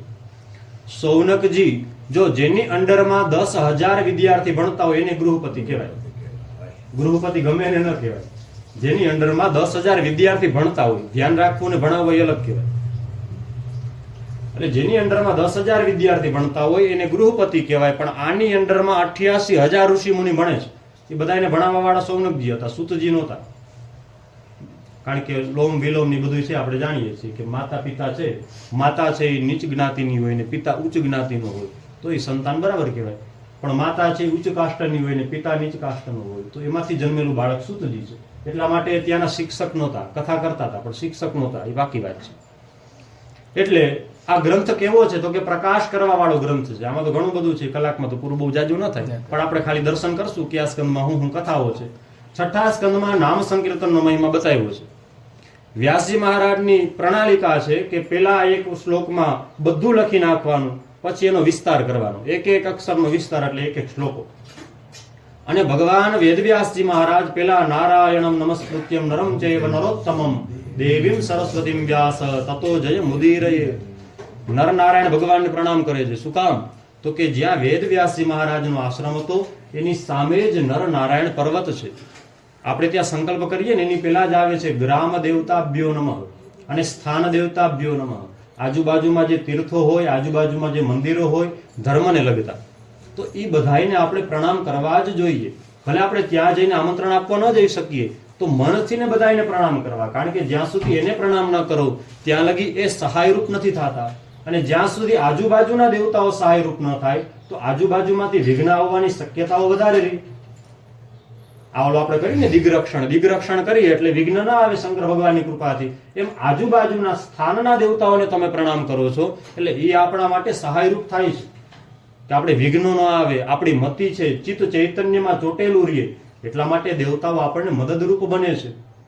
મંત્ર પુષ્પાંજલિ આવે ને એમાં પેલા વિદ્યા આવે. શાસ્ત્રીજી કહે ને કે બોલો વિદ્યા, એટલે પેલા આવે વિદ્યા. શું કામ? તો કે વિદ્યા આવે તો જ ખબર પડે શું મગાય, શું ભણાય, શું કરાય. વિદ્યા પછી આવે બુદ્ધિ. એટલે પેલા ગણપતિની પૂજા છે. ગણપતિ દાદા છે એ સિદ્ધિ બુદ્ધિ આવે ને આપણે એના પ્રદાતા છે. આપણે ઘરમાં જઈએ કે એને બહુ કઈ ભગવાનના પૂજાપાઠ ન થતા હોય તો આપણે શું કહીએ કે ઘરમાં રદ્ધિ નથી. રદ્ધિ એટલે શું? તો કે ત્યાં કોઈ પ્રકારની સિદ્ધિ બુદ્ધિ નથી, રિદ્ધિ નામના કોઈ દેવી નથી. સિદ્ધિ અને બુદ્ધિ શાસ્ત્રોમાં વર્ણન છે, ગણેશ પુરાણમાં પણ વર્ણન છે. તો ગણપતિ દાદાની કૃપાથી આપણને બુદ્ધિ પ્રાપ્ત થાય છે. એટલે ગણપતિ દાદાની પૂજા કરવી જ જોઈએ. જો મુંબઈ છે ને એમાં સ્વર્ગ પણ છે અને નરક પણ છે. સાંભળજો, નરક નહીં, નરક. સ્વર્ગ અને હારે આપણે બોલતા હોય તો નરક બોલીએ છીએ, પણ નરક નથી, નરક છે. અહીંયા આખા અક્ષરો છે, ઓલો રેપ છે. એટલે મુંબઈમાં સ્વર્ગ અને નરક બેય છે. શું કામ બેય છે? એના કારણો છે, આપણે જાણીએ છીએ. પણ સ્વર્ગ શું કામ છે? તો કે અહીંયા ગણપતિની પૂજા બહુ થાય છે. ગણપતિની પૂજા બહુ થાય છે, એટલા માટે મુંબઈમાં જે જાહો જલાલી છે, મોટા મોટા વિદ્વાનો છે, એનું કારણ આ છે. તો આ નૈમિષારણ્ય નામના પવિત્ર તીર્થક્ષેત્રમાં ઋષિ મુનિઓ ભેગા થયા છે. સુતજી મહારાજને સૌનકજીએ પ્રશ્ન કર્યો છે અને આમાં લખ્યું છે કે અજ્ઞાનદ્વાંત વિદ્વાંસ કોટિ સૂર્ય સમપ્રભ સુતાખ્યાહિ કથા સારમ મમ કર્ણ રસાયણ. રસાયણ રૂપ જે કથા છે, ભવરોગની જે દવા આપવા વાળી કથા છે, એવી કથા મને સંભળાવો. આપણે બધા પીડિત જ છીએ, ભવરોગથી પીડિત છીએ. દુનિયામાં કોઈ વ્યક્તિ એવો નથી કે જેનો જન્મ થયો હોય અને એને દુઃખ ન મળ્યું હોય. છે ભાઈ? કોઈ વ્યક્તિ એવો નથી. કેમ? તો કે આ સંસાર છે ને એ દુઃખાલય છે. કરિયાણા વાળાની દુકાને જાઓ તો અહીંયા કરિયાણું હોય જ, ન હોય એવું બને જ નહીં. અને સંસારમાં આવો એટલે દુઃખ હોય જ, ન હોય એવું બને જ નહીં ભાઈ. આ સંસાર છે એ દુઃખાલય છે. પણ કોઈના દુઃખો દેખાય છે, કોઈના દુઃખો નથી દેખાતા.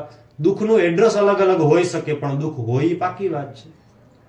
કોઈ સંસાર છોડી અને જંગલમાં જાય પણ છતાં એવું તમે કીધું એમ ફેસબુક એવી રીતે આસક્તિ રહે જીવનમાં, તો પછી યાદ રાખવું કે આપણું ખાલી એડ્રેસ જ બદલેલું છે, પણ આપણે છીએ તો જ અહીંયા.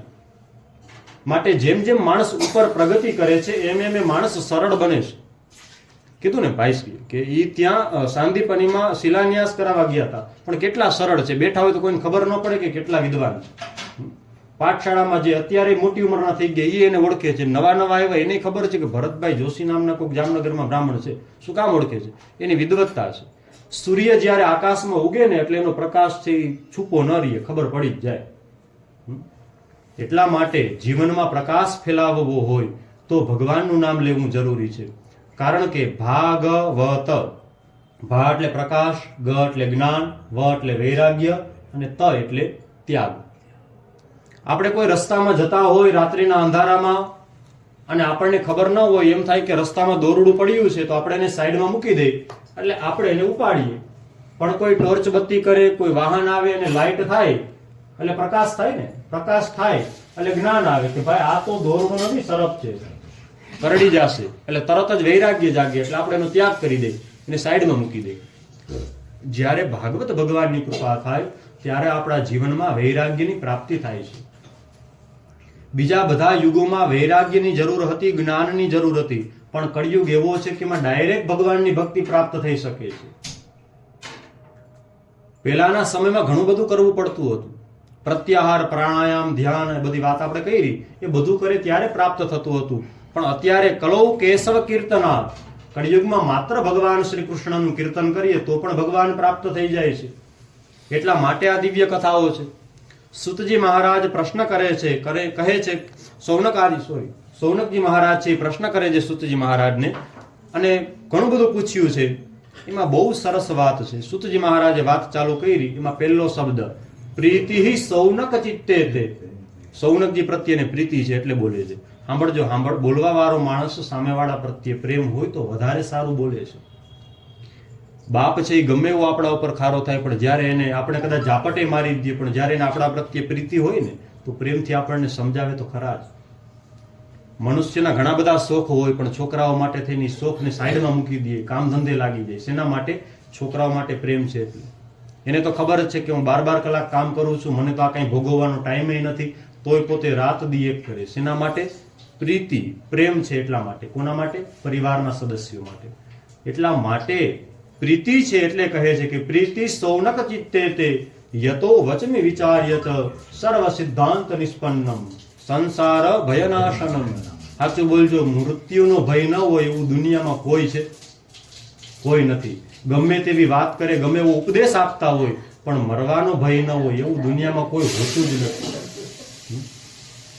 ભાગવત પરીક્ષિતજી મહારાજે એટલા માથે નથી સાંભળ્યું કે મરવાથી ને બચી જાય. સાંભળજો, પરીક્ષિતજી મહારાજ બધું મૂકીને ગંગા કિનારે આવી ગયા એટલા માટે નહીં કે મને મરવાથી બચાવી લ્યો, એટલા માટે કે હું મરું ભલે પણ મરવાનો ભય ન રહી, નિર્ભય બની જાઉં, અભય મને પ્રાપ્ત થઈ જાય, એટલા માટે મારે આ સાંભળવું છે. અને સુખદેવજી મહારાજ કથા કહેવા માટે આવ્યા એટલા માટે નહીં કે મારો યજમાન બહુ મોટો છે, પૃથ્વીનો ચક્રવર્તી રાજા છે, મને બહુ મોટી દક્ષિણા આપશે એટલા માટે આવ્યા નથી. બધું મૂકીને સાંભળવા આવ્યો છે પરીક્ષિત, એટલા માટે એ કથા કહેવા આવ્યા છે. બાકી તો ગાય દોઈને આપણે ગાય દોવામાં કેટલો સમય લાગે, એટલો સમય જ સુખદેવજી કોઈ જગ્યાએ ઊભા રહે છે, વધારે સમય સુધી ક્યાંય ઊભા પણ નથી રહેતા.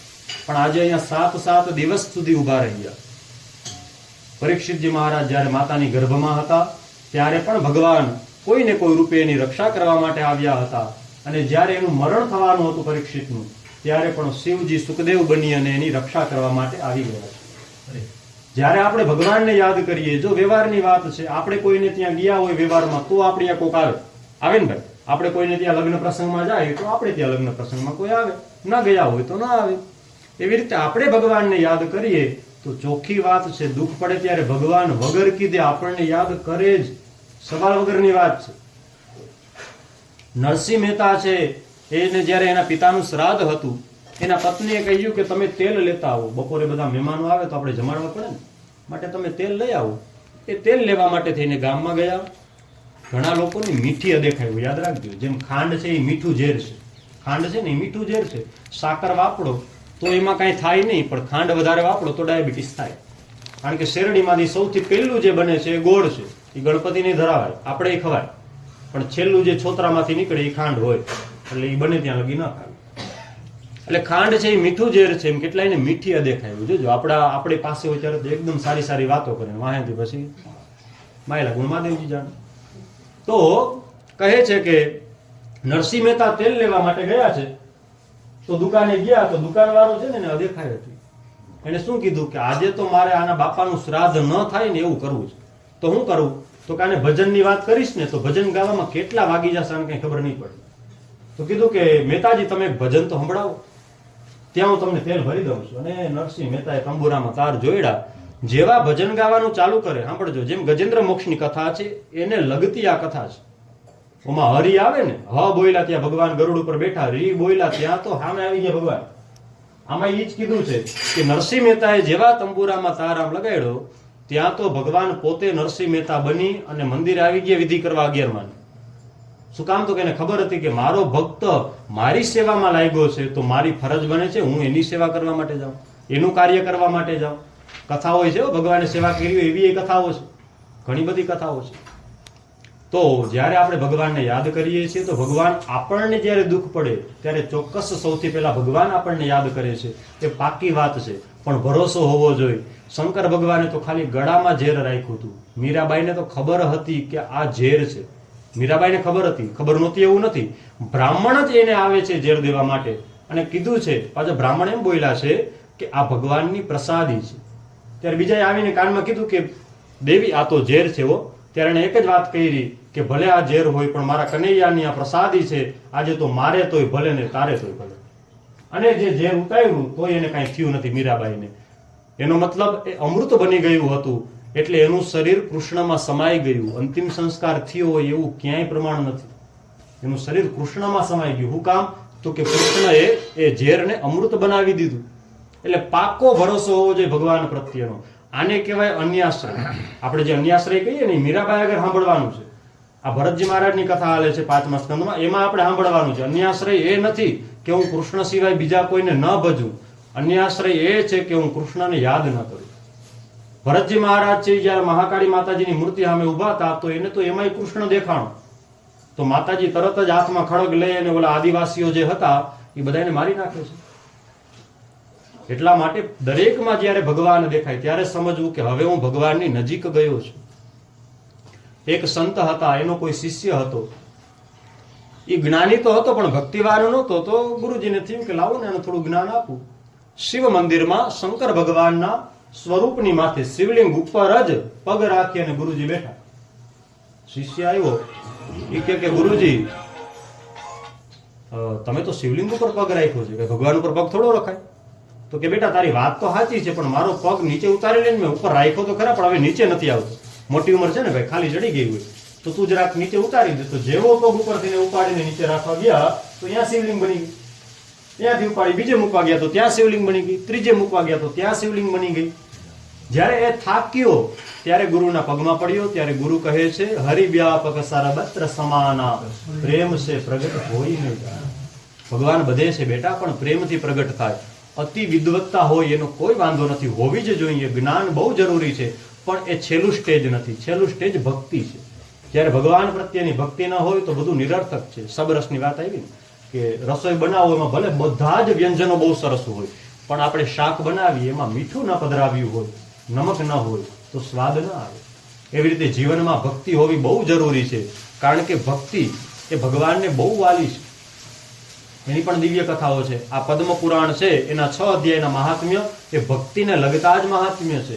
પેલા જ વ્યાસજીએ બતાવી દીધું કે આ ગ્રંથ ભલે જ્ઞાનનો હોય પણ ભક્તિ જરૂરી છે, એ સાંભળી લેજો. એટલા માટે ભક્તિની વાત કરી. સુતજી મહારાજે કીધું છે કે મને તમારા પ્રત્યે પ્રેમ છે એટલા માટે હું આ સંભળાવું છું. પછી બીજું કીધું કે તમને સાંભળવા મળ્યું છે તો સાંભળી લેજો. એતસ્માદમ પરમ કિંચિન મનઃ શુદ્ધ્યેન વિદ્યતે જન્માંતરે ભવેત પુણ્યમ તદા ભાગવતમ લભતે. આ જન્મો જન્મના તમારા પુણ્ય છે ઋષિ મુનિઓ, ત્યારે તમને આ ભાગવત કથા સાંભળવા મળી છે, નકર સાંભળવા પણ નથી મળતી. એટલા માટે આપણા બધાયના જન્મો જન્મના પુણ્ય છે, પાકી વાત છે. તો જ આપણને આ કથા સાંભળવા મળે ભાઈ, નકર ન સાંભળવા મળે. અને ડોંગરેજી મહારાજ તો એવું પણ કહેતા કે કોઈ વક્તા કથા કરે ને તો સાંભળવું કે એ પોતે પેલો શ્રોતા છે. કારણ કે એ પોતે પણ સાંભળતો હોય છે કે હું બોલું છું. એને તો ખાસ સાંભળવું પડે ને કે હું બોલું છું. એટલે સૌથી પહેલો શ્રોતા હોય તો એ વક્તા છે. એટલે બધાએ કથા સાંભળવી જોઈએ. એટલે સુતજી મહારાજ કહી રહ્યા છે. શૌનકજી મહારાજે ઘણા બધા પ્રશ્નો કર્યા છે. મુખ્ય પ્રશ્ન તો એક જ છે કે કલ્યાણ શેનાથી થાય એ મને સમજાવો. કલ્યાણ શેનાથી થાય? આ કલ્યાણકારી ગ્રંથ છે. કલ્યાણ શેનાથી થાય એ મને સમજાવો. ત્યારે સુતજી મહારાજ કહે છે કે કલ્યાણ જોતું હોય તો ભગવાનની શરણમાં જવું. એટલે માટે ઓલો શબ્દ છે ને શ્રી કૃષ્ણ શરણમ મમ, શ્રી કૃષ્ણ શરણમ મમ. ભગવાન એટલા માટે જ છાતી ઠોકીને કીધું છે કે અર્જુનને કીધું છે બધું મૂકી દે, મારી પાસે આવી જા. મામેકમ શરણમ વ્રજ. બધું મૂકી દે તું. સર્વે ધર્માન પરિત્યજ્ય મામેકમ શરણમ વ્રજ. બધા ધર્મ છોડી દે. સંસારમાં ઘણા બધા ધર્મો છે. એટલે હિન્દુ સિવાયના ધર્મ નહીં, આપણા સનાતન ધર્મની જ વાત કરવામાં આવે છે. ઘણા બધા ધર્મો છે. યજ્ઞ કરવો હોય તો એના માટેના ધર્મ બતાવ્યા છે. દાન કરવું છે તો એના માટેનો ધર્મ બતાવ્યો છે. તપ કરવું છે તો એના માટેનો ધર્મ બતાવ્યો છે. અનુષ્ઠાન કરવું છે તો એના માટેનો ધર્મ. ધર્મ એટલે નિયમ. ધર્મો રક્ષતિ રક્ષિત. ધર્મનું આપણે પેલા પાલન કરવું પડે તો ધર્મ આપણી રક્ષા કરે. કુંતીજીની દિવ્ય કથા છે. એક જ સ્ત્રી એવા થઈ ગયા કે જેણે એમ ભગવાન આગળ માંગ્યું વિપદઃ સંતુ પુનઃ શશ્વત. મને દુઃખ આપો ભગવાન, કારણ કે જ્યાં લગી દુઃખ હતું ને ત્યાં લગી કનૈયો અમારી ભેગો હતો. જેવું સુખ મળ્યું તો હવે દ્વારકા જવા માટે રવાના થાય છે. એટલે એને માંગ્યું દુઃખ, કે જ્યાં લગી દુઃખ આપણી પાસે આવે ત્યાં લગી જ આપણે ભગવાનને યાદ કરીએ છીએ. અને આમે જો વિચારીએ ને તો આપણે ભલે આ તો બહુ સરસ દિવ્ય આયોજન છે, પણ આના સિવાય જ્યારે આપણને સફળતાઓ મળ્યા જ રાખે, જ્યારે આપણને વધારે પડતાની વાત છે, બધાની વાત નથી, વધારે પડતાની, કે જ્યાં સુધી આપણને સફળતાઓ મળતી હોય, જ્યાં લગી આપણને કોઈ તકલીફ ન પડતી હોય ત્યાં લગી આપણે ધૂપ દીવાથી વધારે કંઈ કરતા જ નથી. ધૂપ દીવાથી વધારે આપણે કાંઈ કરતા નથી. તકલીફ પડે તો જ મહારાજ આગળ આપણે જાય છીએ. મને એક ભાઈ વાત કરી હતી, બે દી પહેલા પ્રશ્ન કર્યો હતો, તો મેં એને કીધું જ્યારે પણ તકલીફ પડે એ કે મહેનત કરવા છતાંય ન મળે તો શું કરવું? મેં કીધું તો જ ગ્રહ જોવરાવાના હોય, નકર થોડા કમાવું. નકર થોડા તમે આવો કે ભાઈ મારા ગ્રહ તો એકદમ જોરદાર છે મારા તોય કરવું છે, બોલો. એવા તો કોક જ હોય, જાણકાર હોય. મેં કીધું ત્યારે ગ્રહ જોવડાવવા, ત્યારે ક્યારેક વર્ષમાં એકવાર કુળદેવીનો યજ્ઞ કરવો. શાસ્ત્રમાં કીધું છે કે પિતૃઓનું કાર્ય વર્ષમાં એકવાર થવું જોઈએ. એ વર્ષમાં ન થાય તો 3 વર્ષે કરવું, 3 વર્ષે ન થાય તો 5 વર્ષે, 5 વર્ષે ન થાય તો 10 વર્ષે, અને એ કદાચ ત્રેવડ ન હોય તો એમને મરી ન જાવું, એકવાર કરવું ખરા. એમને ન મરી જાવું. શું કામ? તો કે આપણે જો કર્યું હશે આપણા પિતૃઓનું તો જ આવનારી પેઢી આપણા માટે કરી શકશે, નકર નહીં કરી શકે. એની ચોખ્ખી ગેરંટી છે. એનું પ્રમાણ છે શ્રાદ્ધ કૌમુદીમાં 12માની એટલે સપિંડીકરણની શ્રાદ્ધ વિધિ આપણે વાંચીએ તો એમાં લખેલું છે નિશ્વાસ ધેનુનો સંકલ્પ. બરાબર. એટલે આપણે જો એ નહીં કરીએ તો આપણી આવનારી પેઢી આપણા માટે નહીં કરે. એ ગેરંટી અને ચેલેન્જ બે. એટલા માટે આપણે પિતૃ કાર્ય કરવું, એના વગર એમને વયું ન જવું, એ પાકી વાત છે. નકર આપણો મોક્ષ તો નહીં જ થાય, એ પાકી વાત છે. કારણ કે ભૂલમાં પાપો કર્યા હોય એનું પ્રાયશ્ચિત આપણે નથી કરી શકતા, તો જાણી જોઈને કરેલા પાપોનું પ્રાયશ્ચિત તો ક્યારે કરશું? પ્રજાપત્ય આવે, ઘણું બધું કરવામાં આવે. વાત કરી કે આની પેલા નવચંડી કર્યો તો, લઘુરુદ્ર કર્યો તો પ્રજાપત્ય માટે, તો એ બહુ ઉત્તમ વાત છે. શરીરથી લાગેલા પાપ માટે શરીરથી જ આપણે કાર્ય કરવું પડે. મનથી લાગેલા પાપ માટે મનથી જ આપણે કાર્ય કરવું પડે. અને રૂપિયાથી ને પાપ કર્યું હોય તો એના માટે રૂપિયાનું જ દાન કરવું પડે, તો જ ધનની શુદ્ધિ થાય છે. 3 પ્રકારની શુદ્ધિનું વર્ણન છે ભાગવતના પદ્મપુરાણના મહાત્મ્યના 6ઠા અધ્યાયમાં. પેલા લખ્યું છે કેવી રીતે પૈસા ભેગા કરવા, પછી લખ્યું છે કેવી રીતે આમંત્રણ આપવું, પછી લખ્યું છે કેવા નિયમોનું પાલન કરવું, અને પછી લખ્યું છે કેવી પ્રકારની શુદ્ધિઓ રાખવી 7 દી લગી. એટલા માટે શુદ્ધિનું વર્ણન છે. 3 પ્રકારની શુદ્ધિ. 6 વાગી જાય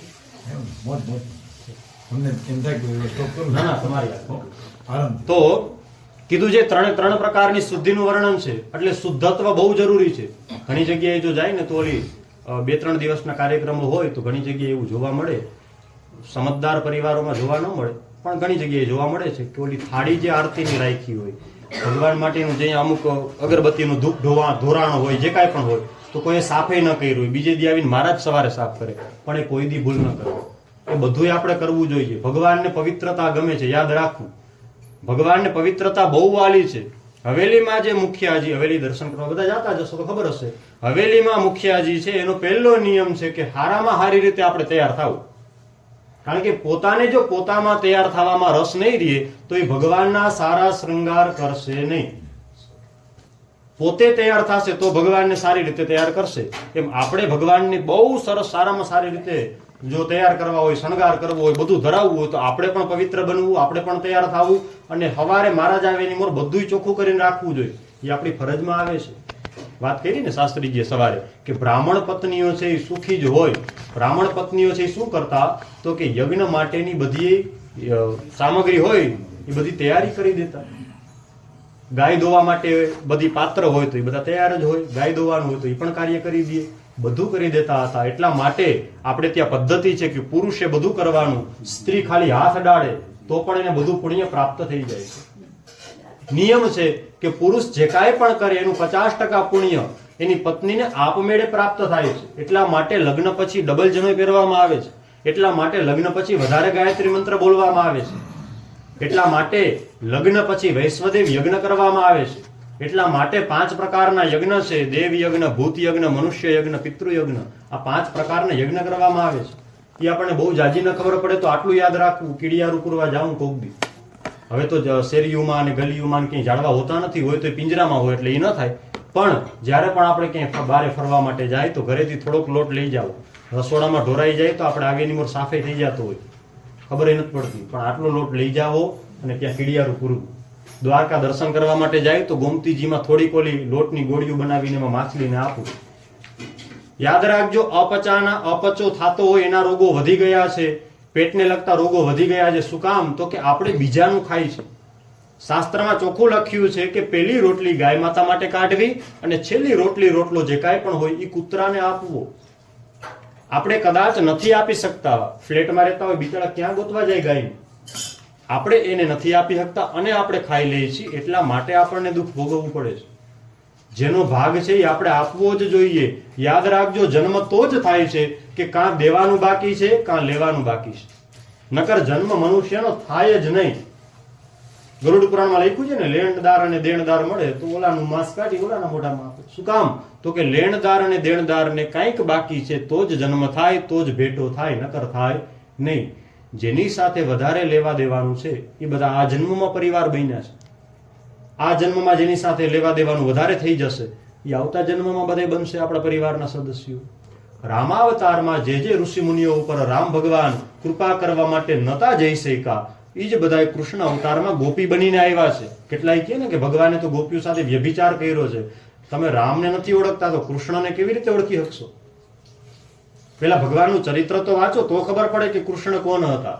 કૃષ્ણ તો યોગી હતા સદાયને માટે. એ સદાયને માટે રાધાને યાદ કરતા હતા. અમુક અમુક કથાઓ છે ને ભાવમય કથાઓ હોય છે કે જેનું શાસ્ત્રમાં વર્ણન ન હોય. કવિ છે ને એ પોતાની રચના કરવા માટે સ્વતંત્ર હોય છે. હમણાં જ અમે દ્વારકા જતા હતા તો એક ભાઈએ મને પ્રશ્ન કર્યો કે એવું કેમ કે રૂકમિણીજી છે એ ભગવાનની સાથે નથી, દૂર છે. તો એના માટેની કથા છે કે દુર્વાસાજી આવ્યા હતા, એણે કીધું કે કૃષ્ણ ભગવાન તમે આ ખીર લગાડી લ્યો. ખીર શરીરે લગાડી, પગમાં ન લગાડી તો શ્રાપ આપ્યો કે એમાં બાણ લાગશે, મૃત્યુ થશે. ભગવાને કીધું એક્સેપ્ટ, સ્વીકાર છે.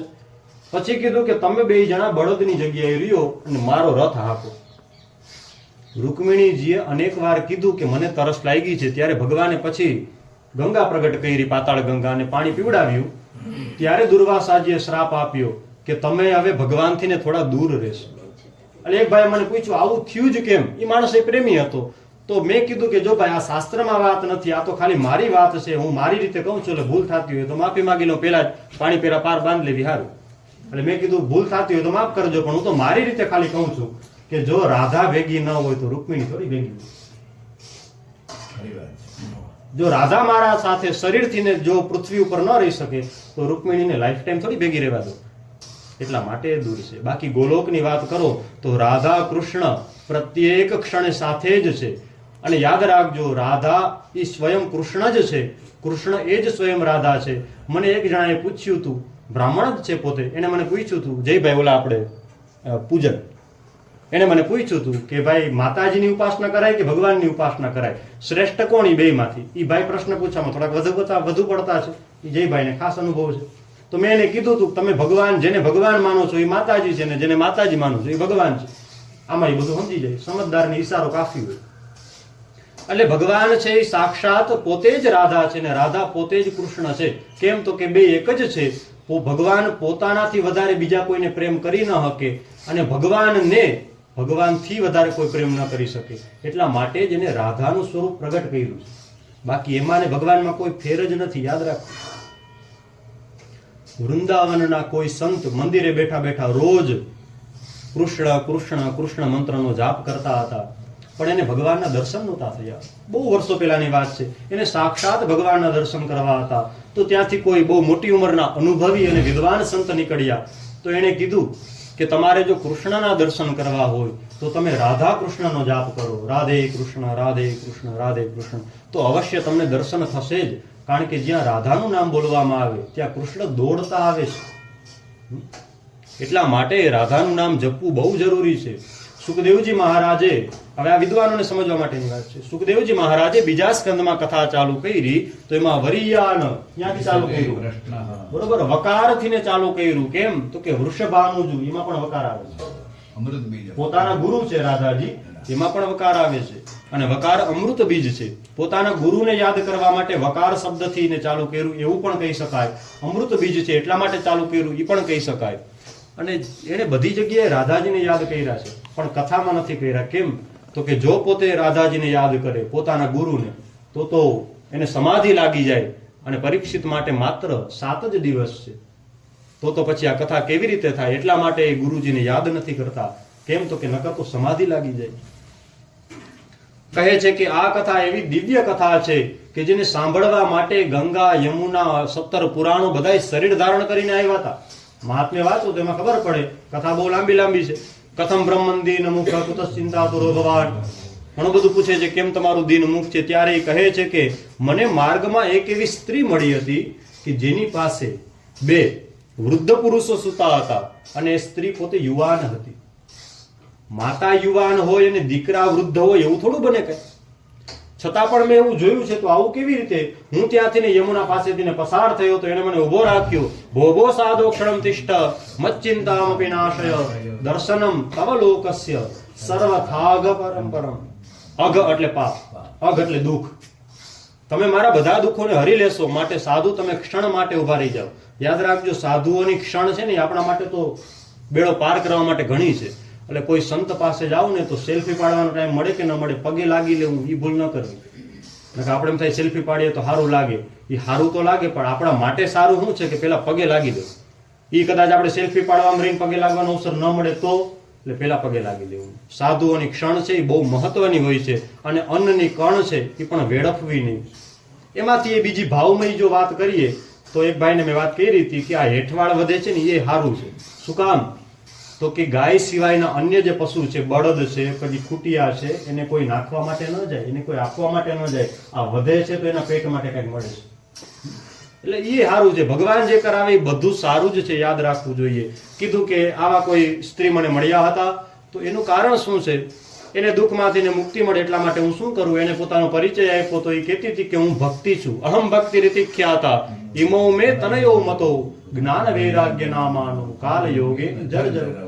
આ બે કાલના કારણે જર્જર થઈ ગયા છે. એને તમે ઉભા કરવા માટે કંઈક કરાવો ત્યારે કહે છે કે મેં તો ઘણા બધા પ્રયત્ન કર્યા હતા. વેદ વેદાંત ઘોષેશ્ચ ગીતા પાઠેર મુહુર મુહુ તોય કઈ થયું નહીં મહારાજ. હવે મારે શું કરવું જોઈએ? તો કહે છે કે તમે ચિંતા ન કરો, એના માટેનો એક સિદ્ધાંત પહેલેથી જ પ્રાપ્ત થઈ ગયેલો છે. તમે એના માટે શ્રીમદ ભાગવતની કથા કરો. કારણ કે આ કથા જ્યારે થશે તો તેમાંથી ને ભક્તિ, જ્ઞાન અને વૈરાગ્ય એમાંથી જ પ્રગટ થશે. અને અવશ્ય તેના જે દીકરા છે જ્ઞાન અને વૈરાગ્ય એને પણ પુષ્ટિ મળશે. અને અવશ્ય આ ગ્રંથનો અભ્યાસ કરવાથી ને ભક્તિ મહારાણી પ્રસન્ન થશે. ભક્તિને જો પ્રસન્ન કરવા હોય તો ભગવાનને પ્રિય હોય એવો ગ્રંથ વાંચવો. ભગવાનને ભાગવત બહુ પ્રિય છે. અને યાદ રાખવું, ભાગવત જ્યારે વાંચો ને ત્યારે રાધાજી બહુ યાદ થાય, પ્રસન્ન થાય છે. કારણ કે ભાગવતના પ્રત્યેક પદમાં રસ છુપાયેલો છે. કોનો? તો કે કૃષ્ણના નામનો. અને જ્યાં કૃષ્ણનું નામ આવે ત્યાં રાધાજી બહુ રાજી થાય છે. અને રાધાજીને યાદ કરવા હોય તો ભાગવત અવશ્ય વાંચવું જ જોઈએ. કૃષ્ણના દર્શન અવશ્ય કરવા જ જોઈએ. કહે છે કે આ ભાગવતની તમે કથા કરાવો. એ કથા કરશો તો અવશ્ય તેને, તેના બાળકો છે એનું કલ્યાણ થશે. એ વયોવૃદ્ધ છે એમાંથી ને ફરી પાછા પોતે યુવાન થઈ જશે. એટલા માટે ભાગવતજીની કથા કરવામાં આવી. ગંગાના કિનારે મુખ્ય યજમાન તરીકે એકની નિમણૂક કરવી પડે. જેમ આચાર્યની નિમણૂક કરીએ ને કે મુખ્ય આચાર્ય આ બ્રાહ્મણ, એવી રીતે મુખ્ય એક યજમાન હોવા જોઈએ જે પરમ વૈષ્ણવ હોય. તો નારદજીને નિમણૂક કરવામાં આવી. નારદજી મુખ્ય શ્રોતા થયા છે. અને સનકાદિ ઋષિ મુનિઓ કથા કરે છે. સનકાદિ તો કેવા વિદ્વાન છે! કથા માત્રેક જીવિન, ચારે ચાર ભાઈઓ એવા છે કે જેના માટે જીવનમાં જરૂરી શું છે? તો કે કથા. આપણે જીવવું હોય તો પાણીની જરૂર પડે, અનાજની જરૂર પડે. પણ આ તો ચાર એવા છે, લાગે છે 5-5 વર્ષના બાળક, પણ બધાયના આદિ છે. ભગવાનનો પહેલો અવતાર સનકાદિ ઋષિ મુનિઓ છે. જે ભગવાનના 24 અવતારો થયા એમાંનો પહેલો અવતાર સનકાદિ ઋષિ મુનિઓ છે. 5-5 વર્ષના જ લાગે છે, પરંતુ તે તો બહુ મોટાના પણ મોટા છે. બધાયના આદિ છે અને બહુ વિદ્વાન છે. પણ એના માટે એક જ છે. અને એનો જાપ કયો હતો? જો બધાયને છે ને ગુરુજી જાપ આપે કે તમારે આ મંત્રનો જાપ કરવો, મંત્ર આપે ને, એવી રીતે આ ઋષિ મુનિઓનો જાપ કયો હતો? એ કયા મંત્રનો જપ કરતા હતા? હરિ શરણમ, હરિ શરણમ, હરિ શરણમ. એ એનો જાપ હતો. આ મંત્રનો જ જાપ કરે નિરંતર. તો તેઓ કથા પ્રારંભ કરે છે. કથા થઈ. 17 પુરાણો સાંભળવા માટે આવ્યા. ગંગા વગેરે નદીઓ સાંભળવા માટે આવી. એક બાજુ ઋષિ મુનિ બેઠા, એક બાજુ વગેરે નદીઓ બેઠી છે. બધા બેઠા છે. જય શબ્દ, નમઃ શબ્દ, આવા બધા શબ્દો થાય છે. શંખના નાદ થાય, ઘંટડીના નાદ થાય. મંદિરમાં શંખ અને ઘંટડી બે હોવા જોઈએ. ખાલી ઘંટડી ના હાલે. ઘંટડી તો હોય જ છે પણ શંખ નથી હોતા. શંખ હોવા જ જોઈએ. ભગવાનને બહુ વાલો છે શંખ. એકનો નાદ કરો એટલે ખરાબ તત્વો દૂર થાય છે. એકનો નાદ કરો એટલે સારા તત્વો નજીક આવે છે.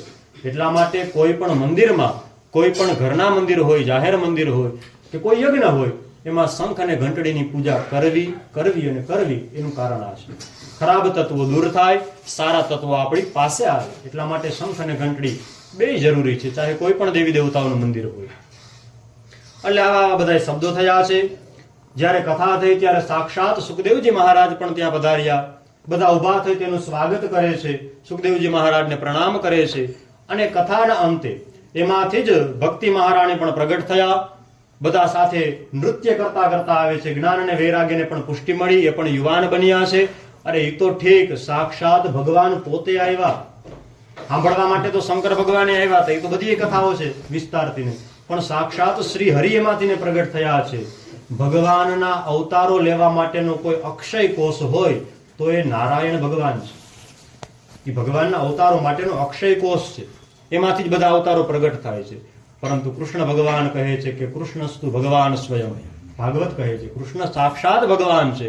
એ ભલે કોઈનો અંશાવતાર હોય, પણ આપણે એ સમજવાની જરૂર નથી. કૃષ્ણ પોતે સાક્ષાત ભગવાન છે. એટલા માટે એમાંથી સાક્ષાત ભગવાન પ્રગટ થયા.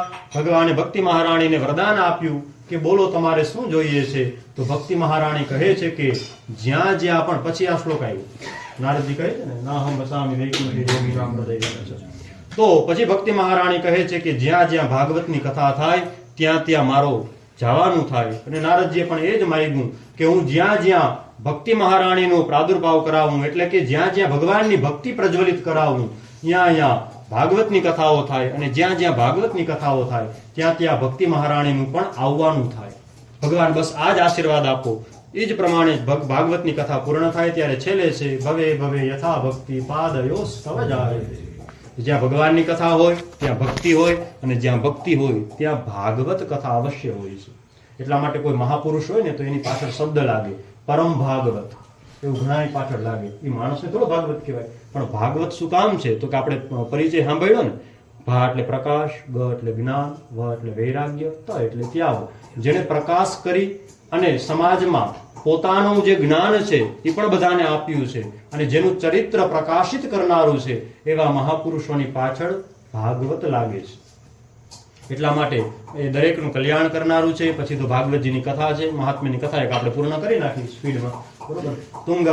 તુંગભદ્રા તટે પૂર્વ મુબુદપન્નમ ઉત્તમમ યત્ર વર્ણાસ્વ ધર્મેણ સત્ય સત્કર્મ તત્પરાહ.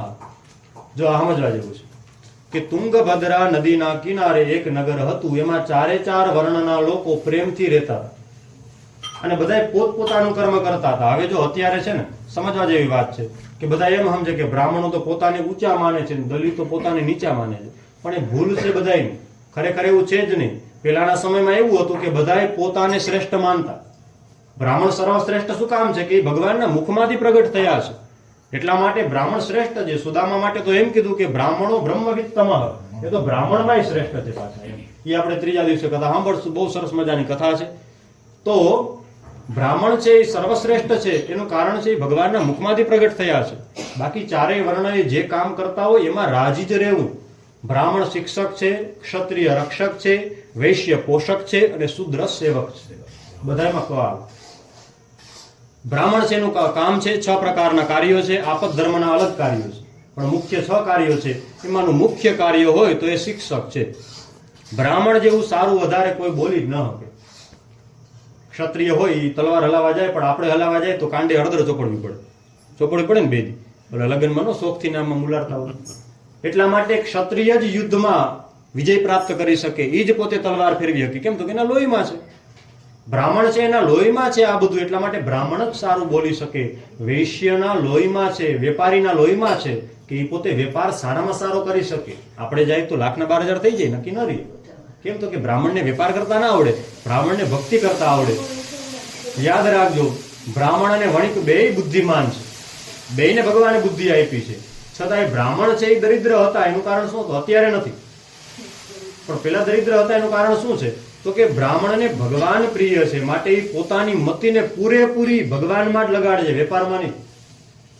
ચાણક્યને કેટલી વાર અમાત્ય રાક્ષસે પ્રલોભન આપ્યા કે તું એકવાર આવી જા, એકવાર આવી જા. ચાણક્ય થોડો તારા માટે થોડો આવું થાય, પૈસાનો ઘા કરી દીધો. આવા તો કેટલાય થઈ ગયા છે. પણ આ તો બ્રાહ્મણ એકની વાત છે કે બ્રાહ્મણે પોતાનું જીવન ભગવાનને અર્પિત કર્યું છે. એટલા માટે થઈ અને બ્રાહ્મણ બુદ્ધિશાળી હોવા છતાં પણ દરિદ્ર હતા. એ રૂપિયાથી ભલે દરિદ્ર હોય, પણ એનું ખોરડું છે ને ખાનદાની હોય. એ ક્રોધી તો હોય જ, અને ક્રોધી ન હોય બ્રાહ્મણ ન કહેવાય. ક્રોધી તો હોય જ, પણ કપટી ન હોય. બ્રાહ્મણ ક્રોધી હોય જ. કેમ? દુર્વાસાજી છે જ, આપણે પ્રમાણ છે દુર્વાસાજીનું. એ બ્રાહ્મણ છે, ક્રોધી છે, પણ હંમેશા બધાનું કલ્યાણ કરે છે.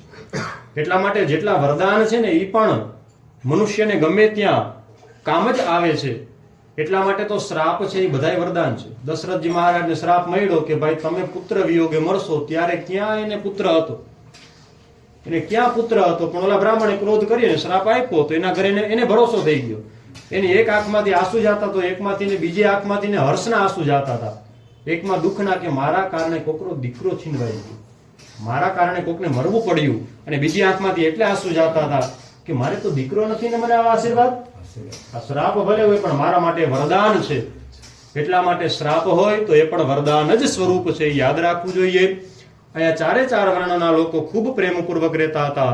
સ્વધર્મેણ એટલે પોતાના ધર્મનું પાલન કરતા હતા. આપણે કદાચ હાવણી લઈને કામ કરવું પડે તો શરમ ન રાખવી, ન બોલવાનું બોલી, અપશવ્ય અવાજ કરી તો જ શરમ રખાય, નકર શરમ જ ન રખાય. ગમે એ કામ કરવું પડે, શરમ થોડી રાખવાની હોય. દરેકનું કાર્ય છે એ કાર્ય કરીએ તેમાં શરમ ન રખાય. એની પત્ની હતી ધુંધુલી.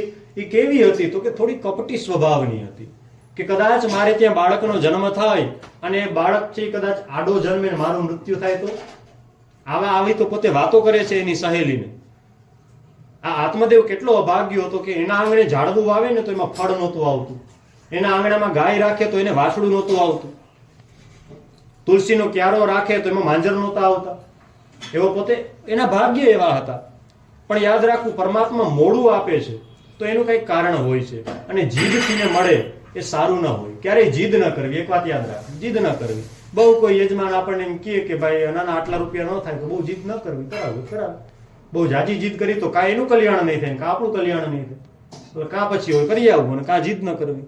જીદ હંમેશા ત્રણ પ્રકારની હઠવામાં બતાવી છે. સ્ત્રી હઠ છે, યોગી હઠ છે, એટલે હઠ છે એ નકામી છે. હઠ ક્યારે કરવી નહીં. તો એ ધુંધુલી છે એ ઘણી બધી પ્રકારની વાતો કરે છે. જ્યારે ધુંધુલીનો સ્વભાવ બતાવ્યો છે કે ધુંધુલી સ્વભાવની કેવી હતી તો કે કામચોર હતી, બહુ કામ કરવું ગમતું નહોતું, એના ઘરે તો ખૂબ પૈસા હતા. આ ઘણી બધી પ્રકારના યજ્ઞો કરાવી લીધા, ઘણી બધી પ્રકારના પિતૃઓના તર્પણો કર્યા, ઘણું બધું કર્યું, પણ છતાં એના ઘરે સંતાન નથી. એક દિવસે પોતે જંગલમાં ગયો છે મરવા માટે થઈને. કોઈ યતિ એને મળ્યા છે, એનું મુખ જોઈને કહે છે, મુખ જોઈને ખબર પડી જાય ને કે ચિંતામાં છે. કથમ રોધીસી વિપ્રત્વમ કાતે ચિંતા બલીયસી. ચિંતા કઈક બળવાન છે એ પાકી વાત છે. કઈ ચિંતા છે તમને? મુખ જોઈને ખબર પડી જાય. તો કહે છે કે મહારાજ બીજી તો કોઈ ચિંતા નથી, પણ મારા આંગણે દીકરો નથી, અને દીકરા વગરનું દાંપત્ય જીવન નકામું કહેવાય. 3 પ્રકારે વાંજિયાપણું કહેવાય. સંતાન ન હોય તો પણ વાંજિયાપણું કહેવાય, કથા વગરનો દિવસ પણ વાંજ્યો કહેવાય, અને ઘી વગરની રોટલી પણ વાંજી કહેવાય. એટલા માટે આપણે રોટલી ઉપર ઘી ચોપડી છીએ, અમથે અમથા કાંઈ કરતા નથી. કારણ કે ઋણમ કૃત્વા ઘૃતમ પીબે, બરોબર? એટલે ઘી છે એ શરીર માટે જરૂરી છે. તો કહે છે કે મહારાજ મને આવી ચિંતા છે, મારા ઘરે સંતાન નથી, તમે કૃપા કરો, મારે સંતાન ખાવું જ જોઈએ.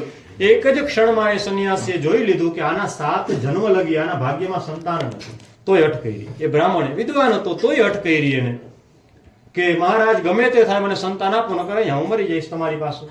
છતાં પણ એને કીધું કે હરી ઈચ્છા બલી જશે, ભગવાનની ઈચ્છા હશે એવું થશે. એને એક ફળ આપ્યું, પોતાના તપનું ફળ આપ્યું છે. બ્રાહ્મણ જયારે તમને કાંઈ પણ ફળ આપે ને યજ્ઞના અંતે, ખોબો રાખો ને આ ફળ આપે ને બધું, એ શું હોય છે તો કે એનું તપનું ફળ હોય છે. એ જે કર્મ કરે ને એનું ફળ હોય છે. એટલા માટે દક્ષિણા ઘણી બધી જગ્યાએ આવે છે. એનું કારણ આ છે ભાઈ, આપણે કોઈ આશીર્વાદ આપીએ કોઈને તો એ ફળે ક્યારે? જ્યારે આપણા ખાતામાં હોય. એટલા માટે બ્રાહ્મણે સંધ્યા કરવી જરૂરી છે, ગાયત્રીના જપ કરવા જરૂરી છે. બ્રાહ્મણને ભલે બધું આવડતું હોય, વિષ્ણુ સહસ્ત્ર મોઢે હોય, ચંડીપાઠ મોઢે હોય, પણ જ્યાં લગી ગાયત્રીનો જપ ન કરે ત્યાં લગી બધું નકામું. નાસ્તિ મૂલમ કુતઃ શાખા. મૂળ ન હોય તો શાખાનો કોઈ મતલબ હોતો નથી. એટલા માટે મૂળ હોવું બહુ જરૂરી છે ભાઈ. તો આ બ્રાહ્મણ છે એને હઠ કરી, એક ફળ આપ્યું, એ ફળ લઈ આવ્યો ઘરે, એની પત્નીને આપ્યું, પણ પત્નીએ છે એ પરીક્ષા કરવા માટે ખાધું નહીં. એની સહેલીએ કીધું કે આપણે એક કામ કરીએ, આમાં કેવી તાકાત છે જોવા માટે ગાયને તો આપી દે. બ્રાહ્મણની પરીક્ષા કરી. જે બ્રાહ્મણની પરીક્ષા કરે સમજવો વિનાશ કાલે વિપરીત બુદ્ધિ. અહીંયા જ આનું બીજ રોપાઈ ગયું કે હવે આનો વિનાશ થશે. અહીંયા એનું બીજ રોપાઈ ગયું. ગાયને આપ્યું છે એ ફળ. ગાય તો ગાય છે, ગાય તો માતા છે, કૃષ્ણને બહુ પ્રિય છે. ગાયની અંદર 33 કરોડ દેવતાઓ છે. એ ક્યારે આવ્યા એ પણ કથા છે, સમય મળશે તો કાલે આપણે સાંભળશું. તો એ પોતે કહે છે કે હા હું તો ગર્ભવતી થઈ ગઈ છું, એવું પોતે પોતાના પતિને કહી દીધું, કારણ કે એની સહેલી હતી, જે એની બેન હતી, એને કીધું કે મારા પતિને તમે રૂપિયા આપજો, એ બાળક આપી દેશે, હું ગર્ભવતી છું. તો પછી કહે છે કાંઈ વાંધો નહીં, સમાજમાં જાહેરાત કરી કે આત્મદેવના ભાગ્ય ખુલી ગયા છે, એના ઘરે બાળક થવાનું છે. એની પત્ની ગર્ભવતી થઈ છે, સમય જતા પુત્રને જન્મ આપ્યો. એને આવી અને ધુંધુલીને આપી દીધો. ધુંધુલીએ તો જાહેરાત કરી કે જય હો, મારા ઘરે દીકરો થયો છે, આત્મદેવ છે. એને થયું કે વાહ, મારા આંગણે તો દીકરાનો જન્મ થયો. બહુ સમજવા જેવી વાત છે. આત્મદેવે એનું નામ ન પાડ્યું, ધુંધુલીએ જ નામ રાખી દીધું, ધુંધુકારી. આત્મદેવે નામ ન પાડ્યું. 3 મહિના પછી ગાયે એક દીકરાને જન્મ આપ્યો. ગાયના કાન જેવા બાળકનો જન્મ થયો. શ્યામભાઈ ઠાકર છે ને, એના કાન જોજો, ગાયના જેવા કાન છે. એટલા માટે બહુ મહાપુરુષ છે પોતે, એને પ્રણામ કરવા કામ બની જાય આપણું. ગોકર્ણ છે એટલા માટે તો એ મહાપુરુષ છે, બહુ સાંભળે છે બધાય. તો હા, એ ડોંગરેજી મહારાજની સાથે તો કોઈને સરખાવી ન શકાય, એ તો મહાપુરુષ એક જ હોય. હા, એટલે છે તો ખરા જ, અત્યારના સમયમાં મહાપુરુષ કહેવાય એમ કથાકારોમાં. તો એને પોતે ગાયનો જન્મ થયો, એ ગાયને જે બાળકે જન્મ આપ્યો, એ બાળકનું નામ આત્મદેવે પાડ્યું, ધુંધુકારીથી મહાકલ. ગોકર્ણ પંડિતો જ્ઞાની, ગોકર્ણ નામ પાડવામાં આવ્યું. સમય જતા ધુંધુકારી છે એ ખરાબ માણસ બન્યો, ગોકર્ણ તો ભણી ગણી અને વિદ્વાન બન્યો છે. સમય ગયો છે, હવે ધુંધુકારી છે એ ગણિકાઓની સાથે રહેવા લાગ્યો છે, પિતાને અને બધાને પરિવારમાં પરેશાન કરે છે, બારે કરજ કરી આવે છે. આપણે અત્યારે લાઈફસ્ટાઈલ હોય ને એવી જ આમાં હતી, ખાલી એડ્રેસ બદલ્યું છે. જુગાર રમવા જાય, ઓલું કરવા જાય, આ કરવા જાય, એમાં બધો પૈસો વેડફી નાખે છે. ઘરમાં કાંઈ છે નહીં, પિતા દુઃખી થયા છે. 60 વર્ષની ઉંમરે ગોકર્ણજી એને જ્ઞાન આપ્યું, નિત્ય દસમ સ્કંદનો પાઠ કરી એને મુક્તિ મેળવી લીધી. એક સમય માતાને માર માર્યો છે, કહે છે કે રૂપિયા લાવ નકર તને મારી નાખીશ. માતા દુઃખી થઈ છે. ત્યારે ગોકર્ણજી મહારાજ તો નીકળી જ ગયા હતા, જેવું પિતાનું મૃત્યુ થયું ને એના માટે, પછી તો કોઈ છે જ નહીં એના માટે, નીકળી ગયા હતા. ત્યારે ધુંધુલીને યાદ આવે છે. અને આપણે સમજવા જેવી વાત છે, ક્યાં એનો દીકરો હતો? દીકરો તો બીજાનો હતો, પણ હઠ કરી એટલે હઠ શેના માટે સાબિત થયું? એને દુઃખ દેવા માટે. દીકરો તો થયો જ નહીં ને કોઈ શરતે. ઓલા ઋષિએ તપનું ફળ આપી દીધું, પણ ભાગ્યમાં ન હોય એટલે ન જ મળે, તમે ગમે એ કરો. ન મળ્યું. ભગવાન આવી અને ભગવાન સૂતા હતા અને ભગવાને પહેલી ઓફર કરી લીધી કે માગી લે, હું જોઈ છે, હું કે એક અક્ષોહિણી મારી નારાયણી સેના. પણ આ તો દુર્યોધન છે, મૂર્ખ છે, ન જ માગે નહીં તો ભગવાન. એવી રીતે ભાગ્યમાં ન હોય તો ન જ મળે. એટલા માટે આ કન્યા છે એ વિચાર કરે છે કે આ ક્યાં મારો દીકરો છે, મને દુઃખ આપ્યું છે, એને દુઃખ મળ્યું છે, રાત્રે કૂવામાં જઈ પડી અને મરી ગઈ છે. હવે તો ઘરમાં કોઈ નથી. આ વધારે સ્વચ્છંદ બની ગયો છે. સ્વતંત્રતા ખરાબ નથી, સ્વચ્છંદતા આવે ને ખરાબ છે. કોઈ કહેવા વાળું નથી. સ્વચ્છંદ બની ગયો. ગણિકાઓને ઘરમાં લઈ આવ્યો, 5 ગણિકાઓને રાખી, એને રાજી કરવા માટે થઈ ગમે એના ઘરે ચોરી કરી આવે, ગમે એને મારીને વસ્તુઓ લઈ આવે. આ વિચાર કર્યો કે આને આપણે મારી નાખી, નકર આ કોક દી પકડાઈ જશે ને મરી જ જશે, તો આપણે તો બચી જાય, આપણે તો રૂપિયા મળી જાય. બધા એને ગળો ફાંસો આપ્યો તોય ન મર્યો. ધગધગતા અંગારા મોઢામાં નાખ્યા, ત્યારે માંડ કરી અને એનો જીવ ગયો. તડપીને મર્યો છે. ગોકર્ણજી મહારાજ જાત્રાઓ કરતા કરતા એક દિવસે રાત્રિના પોતાના ઘરે આવ્યા. જોયું કે કોઈ વ્યક્તિ ઘડીક વરુનું સ્વરૂપ લે છે, ઘડીક સિંહનું રૂપ લે છે, ક્યારેક ઇન્દ્રનું સ્વરૂપ ધારણ કરે છે, ક્યારેક ભૂતનું સ્વરૂપ ધારણ કરે છે, પણ છે કોણ? હાથમાં આંજળી લઈ એની માથે છાંટી, એને વાચા ફોઈટી અને કહે છે કે અહમ ભ્રાતા ત્વદીયોસી, હું તારો ભાઈ છું, મેં બ્રહ્મત્વનો નાશ કરી નાખ્યો, એટલા માટે આ બધું મને મળ્યું છે. ત્યારે ગોકર્ણજી મહારાજ કહે છે કે મેં તો તારા માટે જ્યાં જ્યાં ગયું ત્યાં શ્રાદ્ધ કર્યું. ખાલી ગયા શ્રાદ્ધ નહીં, કેટલાય શ્રાદ્ધ છે, તીર્થ શ્રાદ્ધ આવે. આ બ્રાહ્મણો વિદ્વાન છે, મારા કરતા તો ક્યાંય હોશિયાર છે. આ બધા આગળ શ્રાદ્ધ કરાવ્યા હોય ને તો કેટલું બધું આપણને પુણ્ય મળે. આ જયમીનભાઈ વર્ષો પહેલા હું નાનો હતો ત્યારે અમારા ઘરે શ્રાદ્ધ કરવા માટે આવ્યા હતા. બહુ નાનો હતો ત્યારે, મને ખબર ન પડતી કેને ક કહેવાય, ત્યારની વાત કરું છું. તો આ શ્રાદ્ધ મેં કેટલાય કર્યા હતા. ત્યારે કહે છે ગયા શ્રાદ્ધ સતે નાપી, શ્રાદ્ધ કરશો ગયાજી જઈને તોય મને મુક્તિ નહીં મળે. મોટા મોટા પાપ. એ મોટા પાપમાં એક પાપ તમને કહી દઉં. એને કીધું કે હું કૂતરાની પૂંછડીઓ પકડી પકડીને કૂવામાં નાખી દેતો હતો. આવા નહીં મોટા પાપ કીધા છે. માટે કોઈ પશુને મારવા નહીં. આપણે ગાય માતાને રોટલી આપી, કૂતરાને જોઈએ તો પાણું ઉપાડી. આ ન કરવું જોઈએ. કેમ? એનામાં જીવ છે, યાદ રાખવું. તો ગોકર્ણજી મહારાજ છે એને ખબર પડી. આખી રાતમાં કેટલાય શાસ્ત્રો ઉથલાવી નાખ્યા, ગામના બધાય વિદ્વાનોને ભેગા કર્યા, ક્યાંયથી કાંઈ ન મળ્યું. બીજા બધા થાકીને વયા ગયા. ત્યારે ગોકર્ણજી મહારાજે વિચાર કર્યો. સવાર થઈ, સૂર્યની ગતિને થોભાવી દીધી. એવા પ્રકાંડ વિદ્વાન હતા, તપ હતું એની પાસે. સૂર્યની ગતિને થોપાવી દીધી. સૂર્યનારાયણ ભગવાને કહ્યું તમે ભાગવતજીની કથા કરો, એનાથી એને મુક્તિ મળશે. ભાગવતજીની કથા થઈ. પહેલા દિવસે પહેલી ગાંઠ, બીજા દિવસે બીજી, એમ 7મા દિવસે 7મી ગાંઠ ફૂટી. અને ધુંધુકારી હતો પ્રેત, પણ પોતે દિવ્ય ભગવાન જેવું સ્વરૂપ ધારણ કરી અને બહાર પ્રગટ થયો. ગળામાં સરસ મજાની વૈ જયંતી જેવી દિવ્ય માળાઓ પહેરેલી હતી અને પોતે કહે છે કે ધન્ય ભાગવતી વાર્તા પ્રેત પીડા વિનાશિની. આ તો શ્રેષ્ઠ કથા છે ભાઈ. પ્રેતની પણ પીડા દૂર થઈ ગઈ છે. ભગવાન એને લેવા માટે આવ્યા. ત્યારે પોતે કહે છે જાતા જાતા કે તમને લેવા માટે તો સાક્ષાત ભગવાન આવશે. મને લેવા માટે તો પાર્ષદો આવ્યા છે, તમને લેવા માટે ભગવાન પોતે આવશે. એ ધુંધુકારીને તો લઈ ગયા પણ બીજા કોઈ શ્રોતાઓને ન લઈ ગયા. એટલે ગોકર્ણજીએ પ્રશ્ન કર્યો છે. ત્યારે કહે છે પાર્ષદો કે સાંભળવામાં ભેદ છે એટલે ફળ મળવામાં ભેદ છે. કથા ધ્યાનથી સાંભળો તો એનું પૂરેપૂરું ફળ મળે. એના નિયમો છે, નિયમોનું શું પાલન કરવું. કોઈ ધ્યાનથી સાંભળી નથી, આ સાંભળી છે, રાત્રે મનન કર્યું, રાત્રે ચિંતન કર્યું, મારા કામનું શું છે, મારે આમાં શું લાગુ પડે છે, મને એ બધું વિચાર કર્યો. તમે પણ એવું કરશો તો બધાને ફળ મળશે. બીજી વાર કથા કરી 3 મહિના પછી વળી પાછા ગામના બધાય લોકોને મુક્તિ મળી. ત્યાં સુધી કે ચાંડાલ અને કૂતરા પણ એ વિમાનમાં બેસી અને ભગવાનના ધામમાં ગયા. ગોકર્ણને તો સાક્ષાત પરમાત્મા લેવા માટે આવ્યા છે. કયા કયા વ્યક્તિએ કયા કયા સમયે કથા કરી એનું 3 વર્ણન છે આમાં. એ બધા લોકોની કથાનું વર્ણન બતાવ્યું છે અને કીધું છે કે આ ભાગવત કથાનો એક અક્ષર પણ વાંચવામાં આવે, સાંભળવામાં આવે કે બોલવામાં આવે અથવા તો ખાલી પગે લાગવામાં આવે, અહીંયા રૂપિયો મૂકવામાં આવે તોય આપણા જન્મે જન્મોના પાપ ધોવાઈ જાય છે. માટે આ દિવ્ય ભાગવતજીની કથા છે. આ પરિચય આપણે સાંભળ્યો એ માત્ર બીજા પુરાણે કીધો છે. જે ભાગવતનું તો આપણે કઈ સાંભળ્યું જ નથી. એવી આ દિવ્ય ભાગવતજીની કથા છે. બોલીએ શ્રી ભાગવત ભગવાન કી જય.